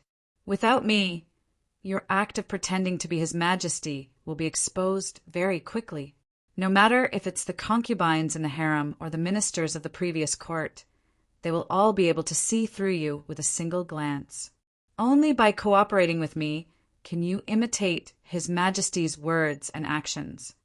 "I didn't know you had such ability." Yang Guang suddenly turned his head. His aura and mannerisms suddenly reverted back to the muddle-headed Yang Guang from before. But as he took a few steps forward, the arrogance, vulgarity, and rules on him slowly faded away. The Yang Guang that was as cold as a ghost god returned to this body. He lowered his eyes and sighed. "Do you think someone has replaced me and replaced me?" Wei Lianxiang looked as if she was looking at a ghost. In the demon sect, there are countless unique skills. Is there a kind of demonic skill that can turn a person into another person? Looking at Yang Guang's eyes, Wei Lianxiang couldn't help but say, "There is indeed such a martial art in the sacred gate that can wash away a person's memory and appearance, then use the soul-sucking technique to hypnotize him. When he wakes up, he will completely become the person we want. As long as we don't remove it, he will never find out for the rest of his life. Many of our spies in the Dark Sunflower faction infiltrated the enemy's inner circle like this." "Interesting." Yang Guang smiled. "Sometimes people will disregard everything in order to obtain power. They can pay any price, even if it means killing themselves. But you are the emperor. It's the same for the emperor. I was able to become the emperor because I was ruthless enough to myself. In the past, for the sake of the throne, I killed my own nature and became a simple and humble person. Today, in order to regain my power, I can kill again. Do you know how to obtain power? That is to find a strong person and then turn yourself into him. Erase your emotions, kill your desires, and turn yourself into a blank person. Only then can you accommodate the spirituality of that strong person and completely turn yourself into him. From then on, Yang Guang will no longer exist in this world. Only the heavenly demon Yang Guang." Yang Guang's tone became more and more ethereal, and Wei Lianxiang's fear also became deeper and deeper into his bones. In just a short period of time, the red candle tier under his feet had already become Wei Lianxiang's most fearful nightmare. He was almost about to crawl and beg for mercy. This martial art that turns you into someone else is called the revered Lost Emotion chapter. Wei Lianxiang's entire body trembled as he looked at Yang Guang with extreme fear. "This servant is willing to serve your majesty."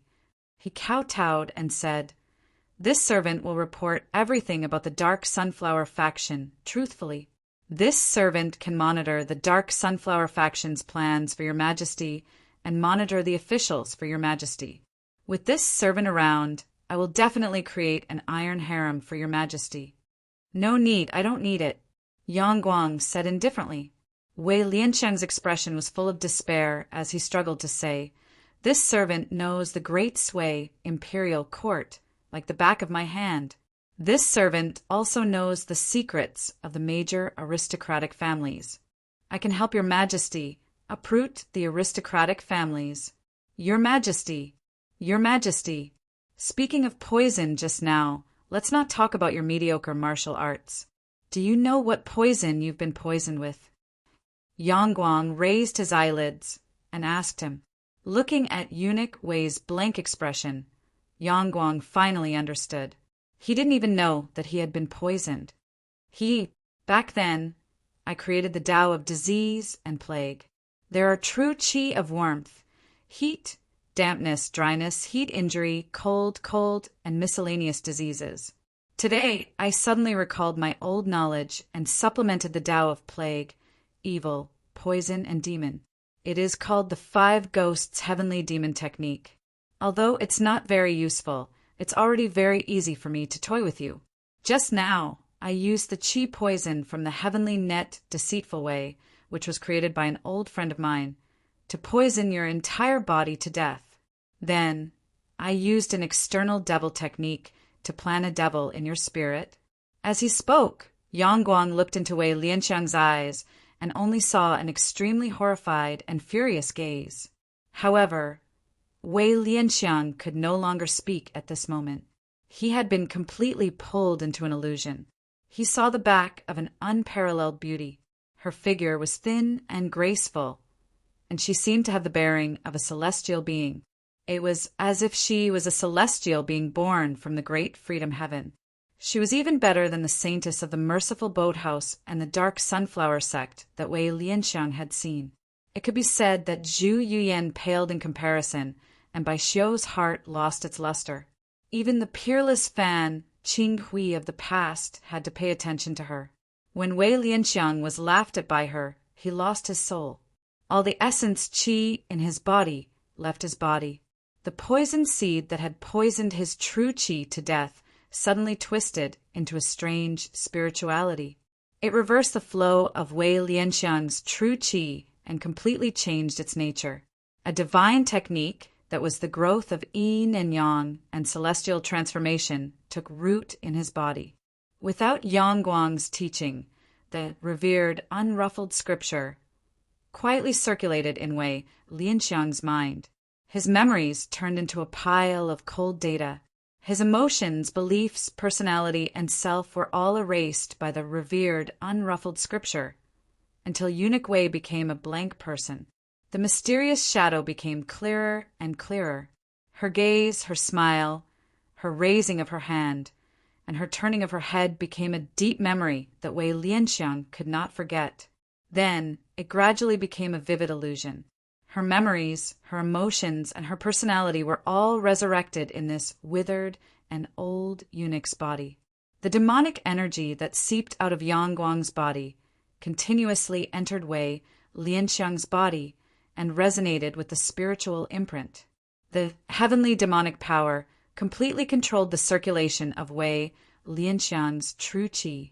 The demonic energy, along with a majestic vitality, replenished Wei Lianxiang's body, providing endless nourishment for his transformation. His spirit was sublimated, his true qi was purified, and his body and life source were also slowly transforming under the control of the heavenly demonic power. The strange true qi that nourished yin and yang completely changed Wei Lianxiang's body. It completely dissolved the martial arts that he cultivated and remolded a more profound and miraculous foundation. As time passed, the true qi in Wei Lianxiang's body burned like fire. The darkness and impurities in his body faded along with the fire, revealing a brand new body that was as white as suet jade. He stood tall and had a completely different temperament and behavior. Wei Lianxiang opened his mouth and called out softly with a voice that sounded like a silver bell, "Military Governor!" Chapter 3:23.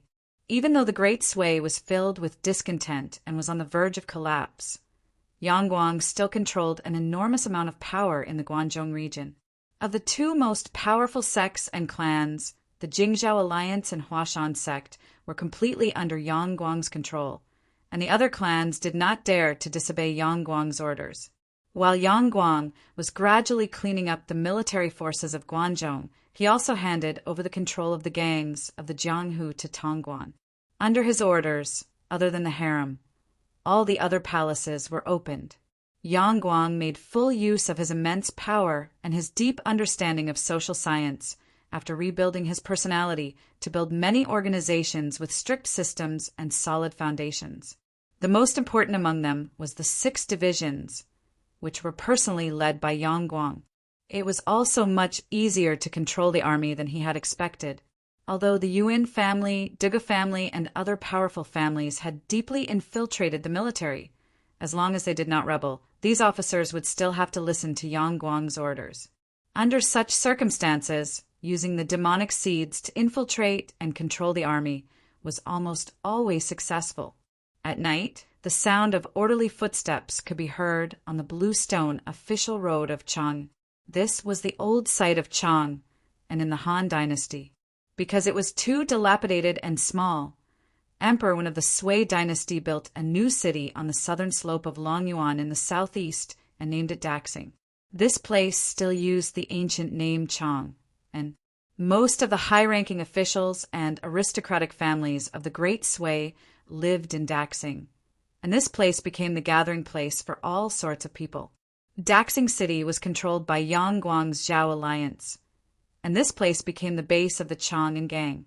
The dark sand official boots stepped on the bluestone path that hadn't been maintained for a long time, stirring up the puddles from last night. The footsteps were extremely light, showing that the owner of these boots had extraordinary lightness skills. Looking through the thin mist in the early morning, one could only see a row of ghost-like shadows. The streets and alleys in Chang'an were old and messy. People who got up early quietly closed their windows, not daring to make a sound. The muscular men of the capital Zhao alliance quietly stood at the entrance of the alleys. The entire city of Chang and was controlled by the soldiers and the members of the capital Zhao alliance. Only the core area of the Chang and gang was still under their control. At the headquarters of the Chang and gang, Fu Di, the gang leader, slapped the table furiously. The capital Zhao alliance has gone too far. Relying on the support of Yang Guang, that muddle-headed ruler, he dares to bully us, the old city of Chang, and is our territory. They took over by force just because they have the power of the army. This is intolerable. He slammed his palm heavily on the desk, and with a sudden burst of palm energy, the mahogany desk was smashed into pieces. Seeing Fu Di's anger, the core members of the sect couldn't help but shiver. They could clearly see that Fu Di's palm strength was contained. On the surface, the big table was only split into a few pieces, but in reality, the fibers of the mahogany were completely broken by this palm. If it hit a person, seeing that Fu Di's power had improved again, they quickly made up their minds and didn't dare to have any other thoughts. The mahogany table was sent flying from the hall to the door. Even though it was dozens of steps away, the force was still as strong as a crossbow, with the power to break flesh and bones. However, before it could fly out of the door, it seemed to have fallen into an invisible net. It froze in midair and then fell to the ground. "Who is it?" Fu Di raised his head and roared. A pair of black boots stepped into the great hall. Fu Di saw that the person who had come was wearing the clothes of a palace attendant. He was a middle-aged man who had maintained himself well.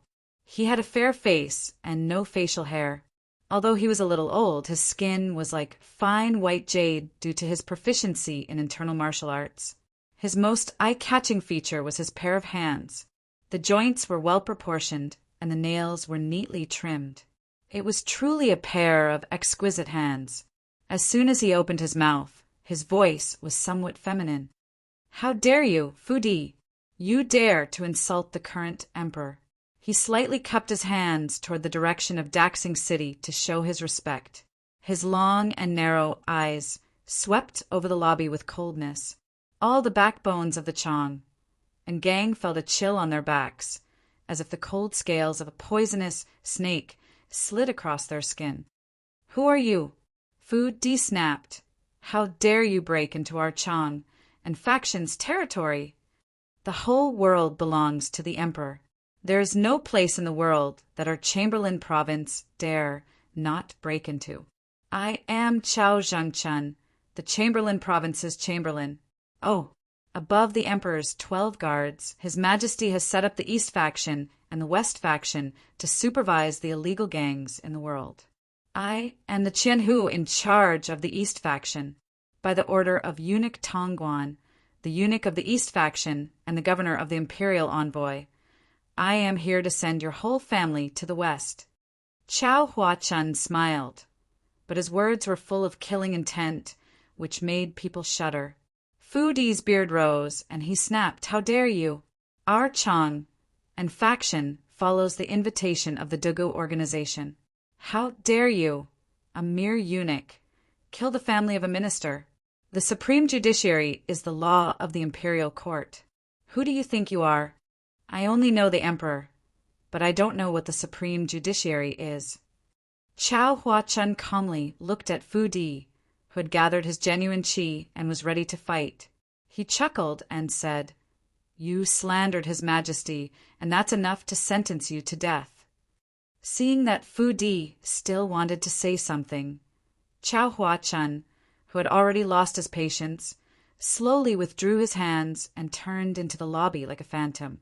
Fu Di raised his palms, and his genuine qi surged like thunder. He waved his sleeves, and under the strong wind and clouds, a pair of iron palms appeared and disappeared, like a flood dragon coming out of the sea. Chow Hua-chun's eyes were half open and half closed. A light flashed on his fingertips. Sensing the qi, it broke Fu Di's fist wind and drilled into his right eye. Fu Di's body brushed past Chow Hua-chun and rushed out of the lobby. 1 step, 2 steps, 3 steps, and finally he stopped. Under the gaze of the backbone of the Chang and faction, he knelt heavily on the stone floor. A line of blood flowed down from his right eye, making his horrified face look like a ghost. Chow Hua-chun glanced at the silver needle nailed in the main hall, smiled coldly, and turned to leave the lobby. Before leaving, he made a gesture to the team of East Chang and faction members who followed him. They stood at the door of the headquarters of the Chang and faction and listened to the sound of the blood cutting through the wind. The knife light of the Chang and faction appeared like frost and silk with a blood-red luster. The people nearby could only hear the cries of pain, begging for mercy, pain, struggle before death, and angry roars from the courtyard. However, the sounds gradually disappeared in the time it took to drink a cup of tea. In the mist of dawn, the city of Chang, and returned to its former peace. Lu Sangqin, the Minister General of the Left, was about to go to the court when he heard the screams of his family outside the door. "General, General!" The family guarding the door even forgot the rules and rushed into the inner hall in horror. Lu Sangqin scolded, "What are you panicking about? Even if the sky falls, your master will be there. You don't have to scold me, Lord Lu." You, Huatian of the West Chang, heard that Lord Lu colluded with the Yuan family and refused to obey the emperor's summons. So I came to ask Lord Lu to come with me. Chapter 3:24. Trouble both inside and outside. Yang Guang put down the report in his hand and sighed. The Yuan clan colluded with the old officials of the Zhou dynasty and has a huge hidden power. There are warlords and generals loyal to them everywhere, which is why I didn't dare to touch them before. After all, the Duga family is a relative of the emperor. They have the greatest influence in the imperial court. Their leader may be muddle-headed, greedy, and arrogant, but he doesn't dare to make things difficult for me. After all, I am their backer. Duga Feng isn't muddled. The Song household is complacent. Although they have a marriage alliance with Sichuan's unique castle and have managed the southeast like an iron bucket, they are more than capable of defending their territory, but not enough to advance. Only the Li household has drifted away from the imperial court and has great prestige among the landowning households.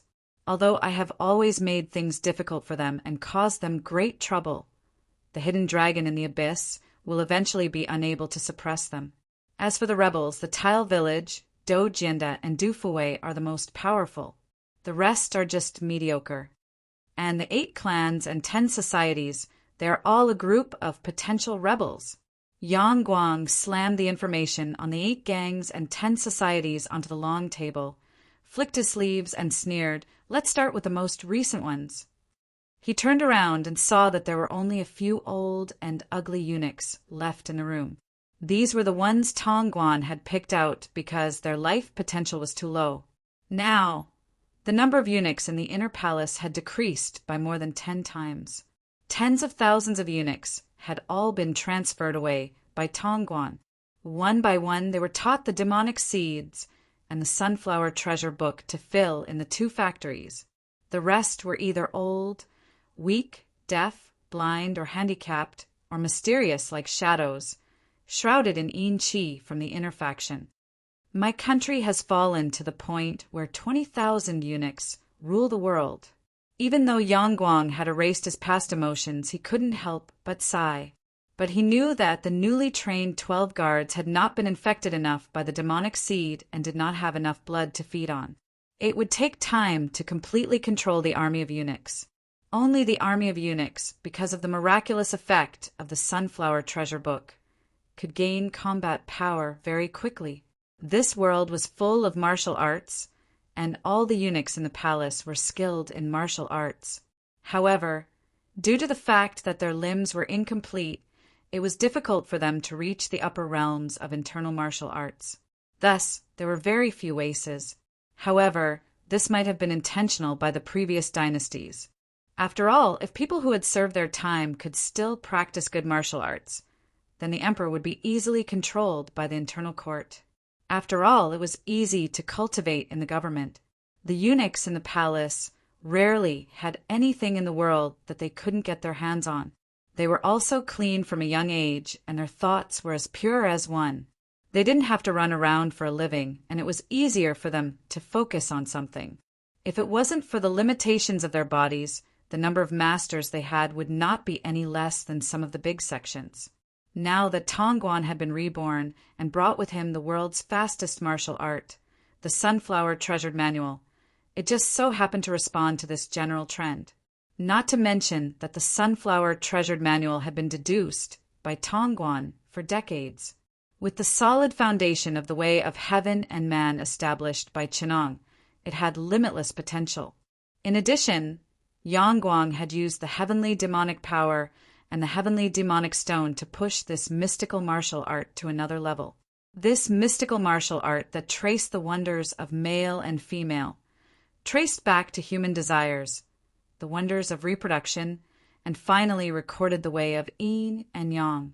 In this world, only the secrets of longevity and the victorious records could compare to this mystical martial art. If the original Sunflower Treasured Manual was only a secret path, then after Chen Ang's improvements during the period of Su Hal, it was already connected to the way of yin and yang. The most amazing thing was that this mystical martial arts shortcut had no side effects. Once it was mastered, it would be equivalent to an extremely profound achievement in both Taoism and Buddhism. Anyone who could change this mystical martial art from male to female would have the achievements of a great master. It was the same for female to male. This was because the appearance of male and female was already connected to the most mysterious and most essential way of yin and yang. As for male to female, there was a hurdle that could be completed quickly. After that, not only would there be no drawbacks of rapid advancement in demonic and evil arts, but there would also be a magical effect of sharpening one's mind. It could be said to be the fastest martial art technique in the world. When I first created this martial art, I only touched upon the essence of yin and yang. There was only a sliver of the way of heaven and man, Yangguang said to Tongguan. But I didn't expect that you would actually grab hold of this sliver of hope and enter the way of heaven and man. You have innovated the treasured manual and added a layer of Buddhism's essence. Not the appearance of a man, not the appearance of a woman. There is no appearance of me. There is no appearance of a person. There is no appearance of all living things. There is no appearance of a person with longevity. Heaven and man, the growth of all living things. You don't need to use your own musical instruments to materialize, but use the world to materialize and pretend to be someone else's pleasure, a free game. That's why it's called free-form transformation. Eunuch Tong, your realm, can already be called free-form transformation sky demon. This Sunflower Treasure Manual can also be renamed Free Form Transformation Sky Demon Power. When you need me, call me Lady Tong. When you don't need me, just call me Eunuch Tong. Tong Guan smiled. He was no longer dressed like a woman. He stood there like a holy god, causing people to forget about his gender. They could only notice the Buddha, who seemed to be possessed by the devil, transcending everything and playing around freely. The Sahangjing Mosque tried its best to imitate the transcendent aura, the celestial aura, and the best charm technique were nothing in front of this natural celestial aura. If the women from the Sahangjing Mosque were to stand in front of them, they would look like mortals trying to imitate this aura. It would be laughable and vulgar, causing their aura and appearance to drop by 30% out of nowhere. Yang Guang said, "At that time you were just changing from a female to a celestial. You had just touched the first heaven of the realm of desire. Now that you have reached the sixth heaven of the realm of desire, proving free form transformation, you are neither yin nor yang, neither male nor female. After thinking about it, I think it's more appropriate to call you eunuch." He did not want to talk about this with Tong Guan, so he changed the topic and said, "Your martial arts are the most effective against Buddhism." When Sakyamuni achieved Tao, he had to go through the test of the sky demon and suffer all kinds of misfortune, let alone his disciples and disciples. Unless they reach the realm of Dharma, they will not be restrained by you. Only when they achieve Buddha's fruit can they counter you. But the Buddhism of this world is still far from it. When the people from the Sahangjing Mosque come to Luoyang to choose the emperor, you will go to the Jingyan Monastery and invite the sky demon to lure the so-called for great holy monks here. They will turn into the 5 great demon kings under your command and help me turn Buddha into a demon and control the world. Yes, demon of self. Your Majesty, primeval demon, Tong Guan said seriously. In tomorrow's court meeting, the Yuan family and the Duga family will gather a large number of aristocratic families to kill the East and West Mills. They will make a lot of noise and ask me to punish you. I have tolerated them for long enough. You know what to do, don't you? This time, settle them all at once. Tong Guan bowed his head and said, "Although I can't say that I have full control of the Guangzhou area, I can massacre them at any time. They can't do much. Control Daxing, Chongjian, and Luoyang. Finish them as soon as possible so that we can wipe out the rebels in the world." Yang Guang looked back at the setting sun outside the window. He did not know how much blood would be shed tonight. Looking at the empty palace, Yang Guang sighed and said, "If we don't act soon, we won't even have enough eunuchs in the palace." Chapter 3:25. Yu Wenji stood in the middle of the courtyard, the mysterious ice force circulating around his body like pearls. The mysterious ice force was a strange revolving force. It was mysterious because it could circulate at will. It was cold and sharp, turning into ice. In the hands of Yu Wenji, this unique skill passed down in his family was unfathomable. When he struck out with his palm, the surroundings responded, making it difficult for others to predict the operation of his vital energy. The gate tower of the Yuan mansion was tall, with layers upon layers of terraces and pavilions. It occupied more than half of the square. This was the old mansion of the Yuan family. As early as when Emperor Wen of Sui Yongjian ordered Yu Wenkai to supervise the construction of Daxing City, it had been hidden. The location of Daxing City was to the south of the old city of Chang, and in the Han Dynasty. The terrain was wide and flat, with 6 hills running from east to west. The shape was similar to the 6 lines of the Qian hexagram in the Book of Changes. Yu Wenkai placed the 1 and 2-9 in the palace to be the residence of the emperor, but hid the most honorable one, the 9-5, in the heavily decorated mansion. The ambition of the former ruler of North Zhou was clear. His trusted subordinate, Zhang Shurha, hurried out from under the eaves and ran towards Yu Wenji. With a panicked expression, he said anxiously, "General, the emperor established the 2 factories to monitor the world, investigating the treacherous and evil. He used spies to spy on the ministers and easily exterminated their families. Now the aristocrats are in a panic, and the people in Daxing City are agitated. I'm afraid there will be a big change soon. That muddle-headed emperor is going against the law and seeking his own death. We will just wait and see. Are we going to interfere in this mess? Yu Wenji sneered. Zhang Shurha said worriedly, the eunuchs of the east and west factories have surrounded Daxing City like an iron bucket, as if they are covering our eyes and ears. I'm afraid what he meant was still quite worried. When Yang Guang summoned the ministers to establish the east and west factories, he was mocked by the scholars. Everyone in the aristocratic families thought that Yang Guang was at his wit's end and actually asked the eunuchs of the palace to do things for him. At that time, the aristocrats thought that they could watch a good show, but they didn't expect those damn eunuchs to be so cruel. In the short span of 20 days, there was no one in Daxing City who was not in a state of panic. They were afraid that the two factories would knock on their front doors. The effect of Yang Guang's special agent politics was surprisingly good. On one hand, he recruited scholars from poor families to fill up the Secretariat Department, and on the other hand, he promoted the Secretariat Department, which was originally in charge of the Royal Library, to the Inner Court, which assisted the emperor in the administration of documents. On the other hand, he took over the 3 provinces and 6 ministries, and while maintaining the smooth flow of the central government's orders, he killed the 3 provinces and 6 ministries. Those eunuchs were really capable and cruel. If they only knew how to kill, the landowning households would have long ago forced Yang Guang to abdicate the throne or even remonstrated with the imperial court to purge the emperor's side. But under the leadership of Governor Tong Guan of the 2 depots, the eunuchs were highly efficient in their administration. They took over the government affairs and performed better than most of the officials, especially Tong Guan himself, who played with power, suppressed and roped in. There was nothing he did not know. He was also very competent in the affairs of the imperial court. In a short period of time, he had led the household attendant province to solidify its foundation and used all kinds of methods to fight for power with the landowning households. Such a vicious heart and talent were truly terrifying. That incapable emperor must be tired of living. He actually let a group of eunuchs rule. Even the son of a commoner can climb over our heads.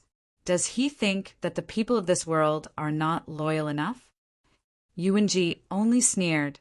A mysterious smile appeared at the corner of his mouth, and he said lightly, "My father will deal with such a perverse act. We just need to wait for the right time." Zhang Shurha nodded in agreement. Now that they were in the teeth of the storm, it was better to be cautious. Just as the 2 of them sat down and were about to have tea, a sudden noise came from the front yard of the Yuan family. It seemed that something had happened. Zhang Shurha got up and was about to go check it out. But before he could move, a person who looked like a bloody gourd appeared and threw himself at the 2 of them, crying. The person's body was covered in blood, and they could vaguely tell that it was a young man. He fell at Yu Wenji's feet and cried, "Lord Yu Wenji, the blood debt of the 89 members of the Yuchi family, please uphold justice." "Yuchi Sheng, why is it you?" "Yuchi Sheng is the chief of Yangzhou. Who can touch him? Did the rebel army break into Jiangdu?" Yu Wenji's eyes flashed with a cold light. "It's the fatuous ruler." Yuchi Sheng gritted his teeth.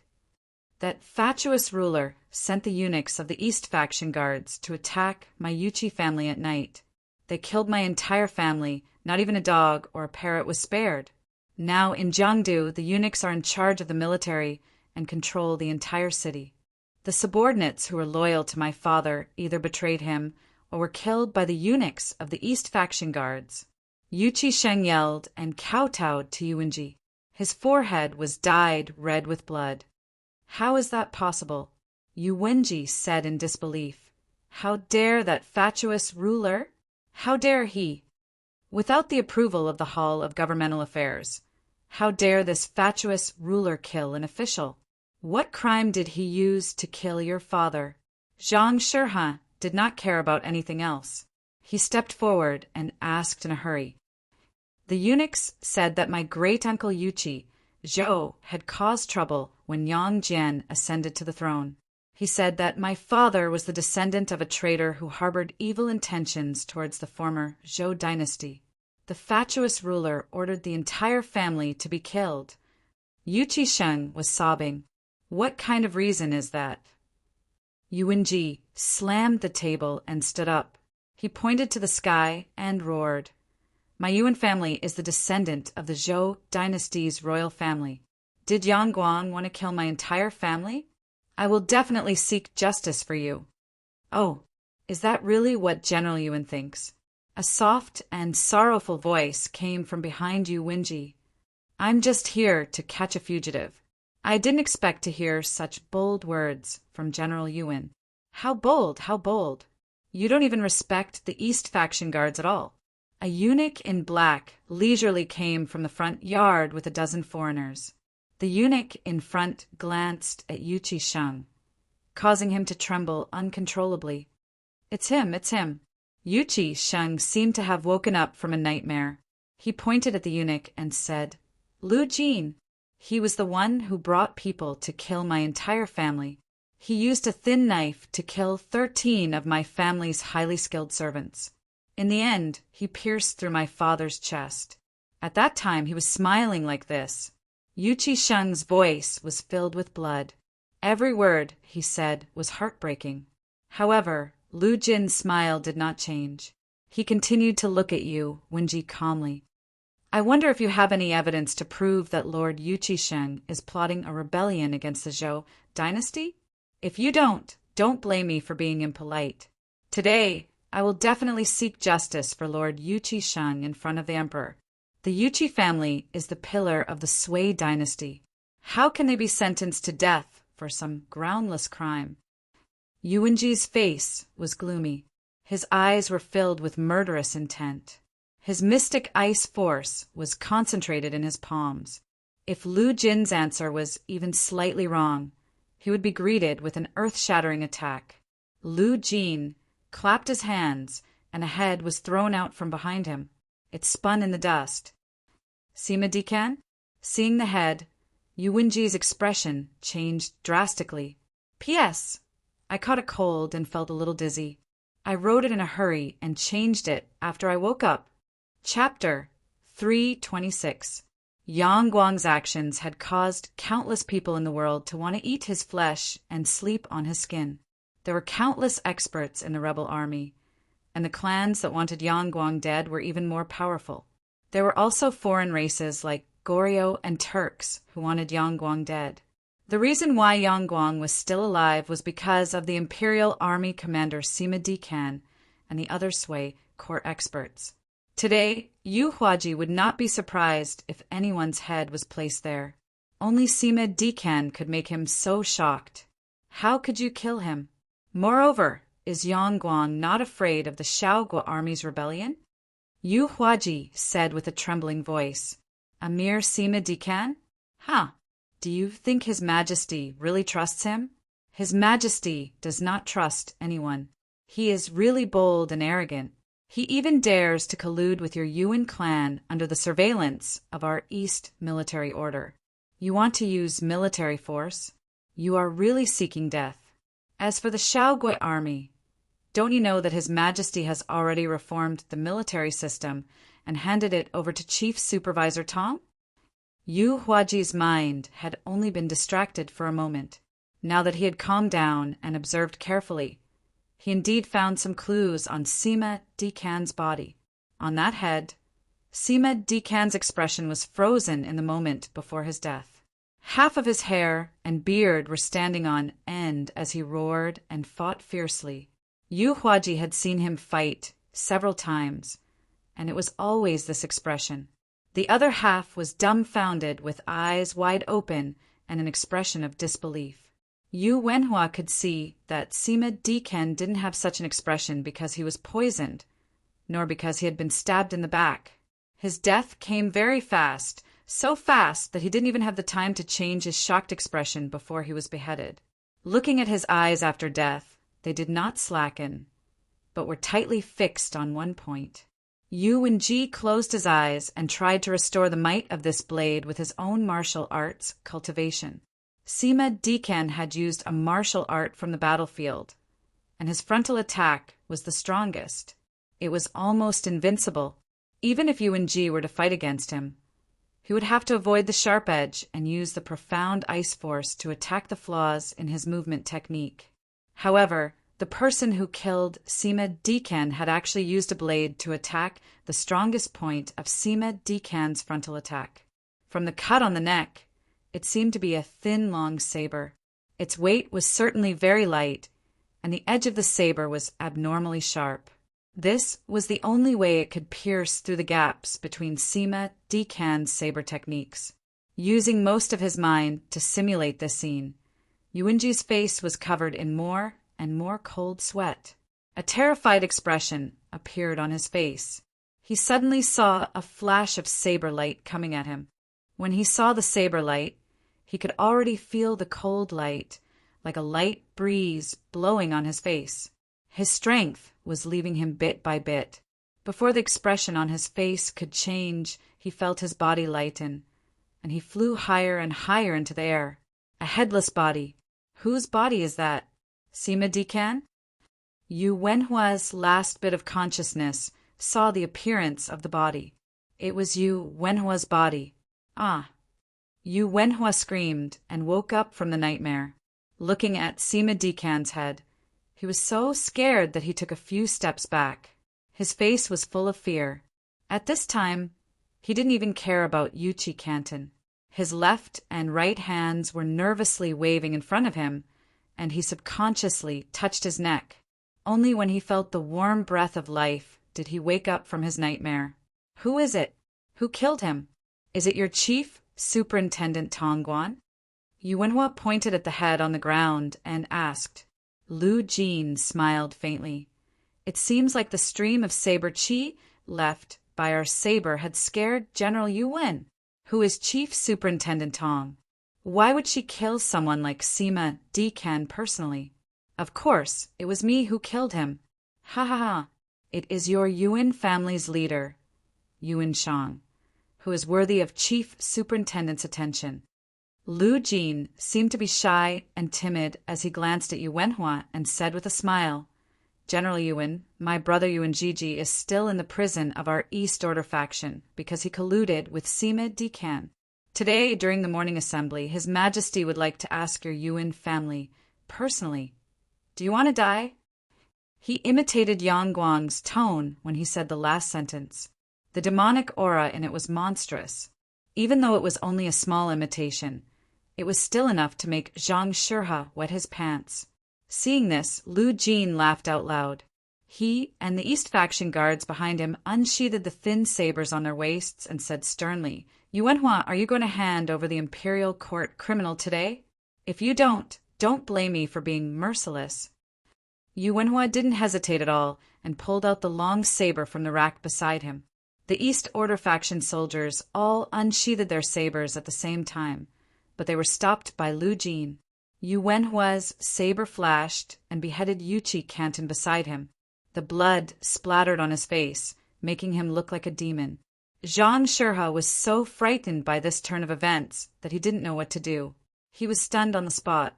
Picking up the head of his old friend's son, Yu Wenhua personally offered it up and said, Huaji didn't know the inside story and was deceived by that despicable person, ruining your plans.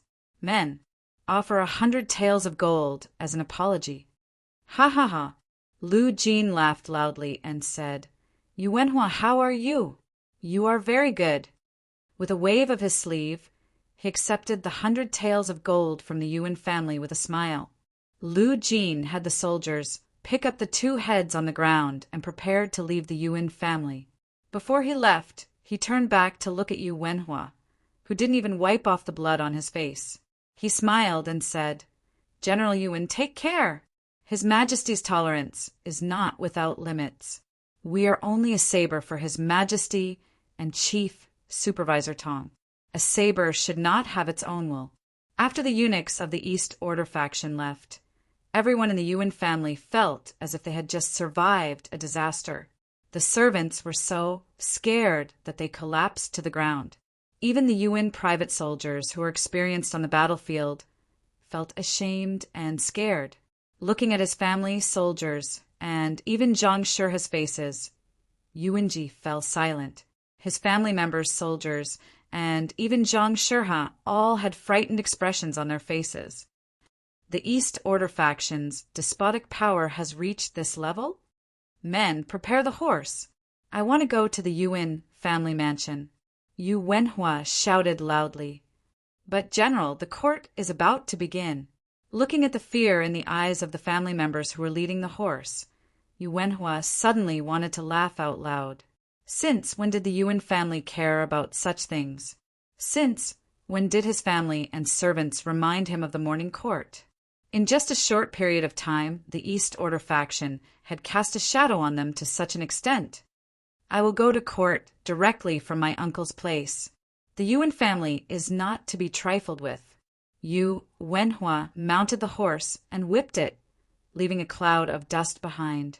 The sound of the horse's hooves echoed on the yellow official road, heading toward the old mansion. The sun peeked out a little from the east. The morning glow was bright red like fire and blood.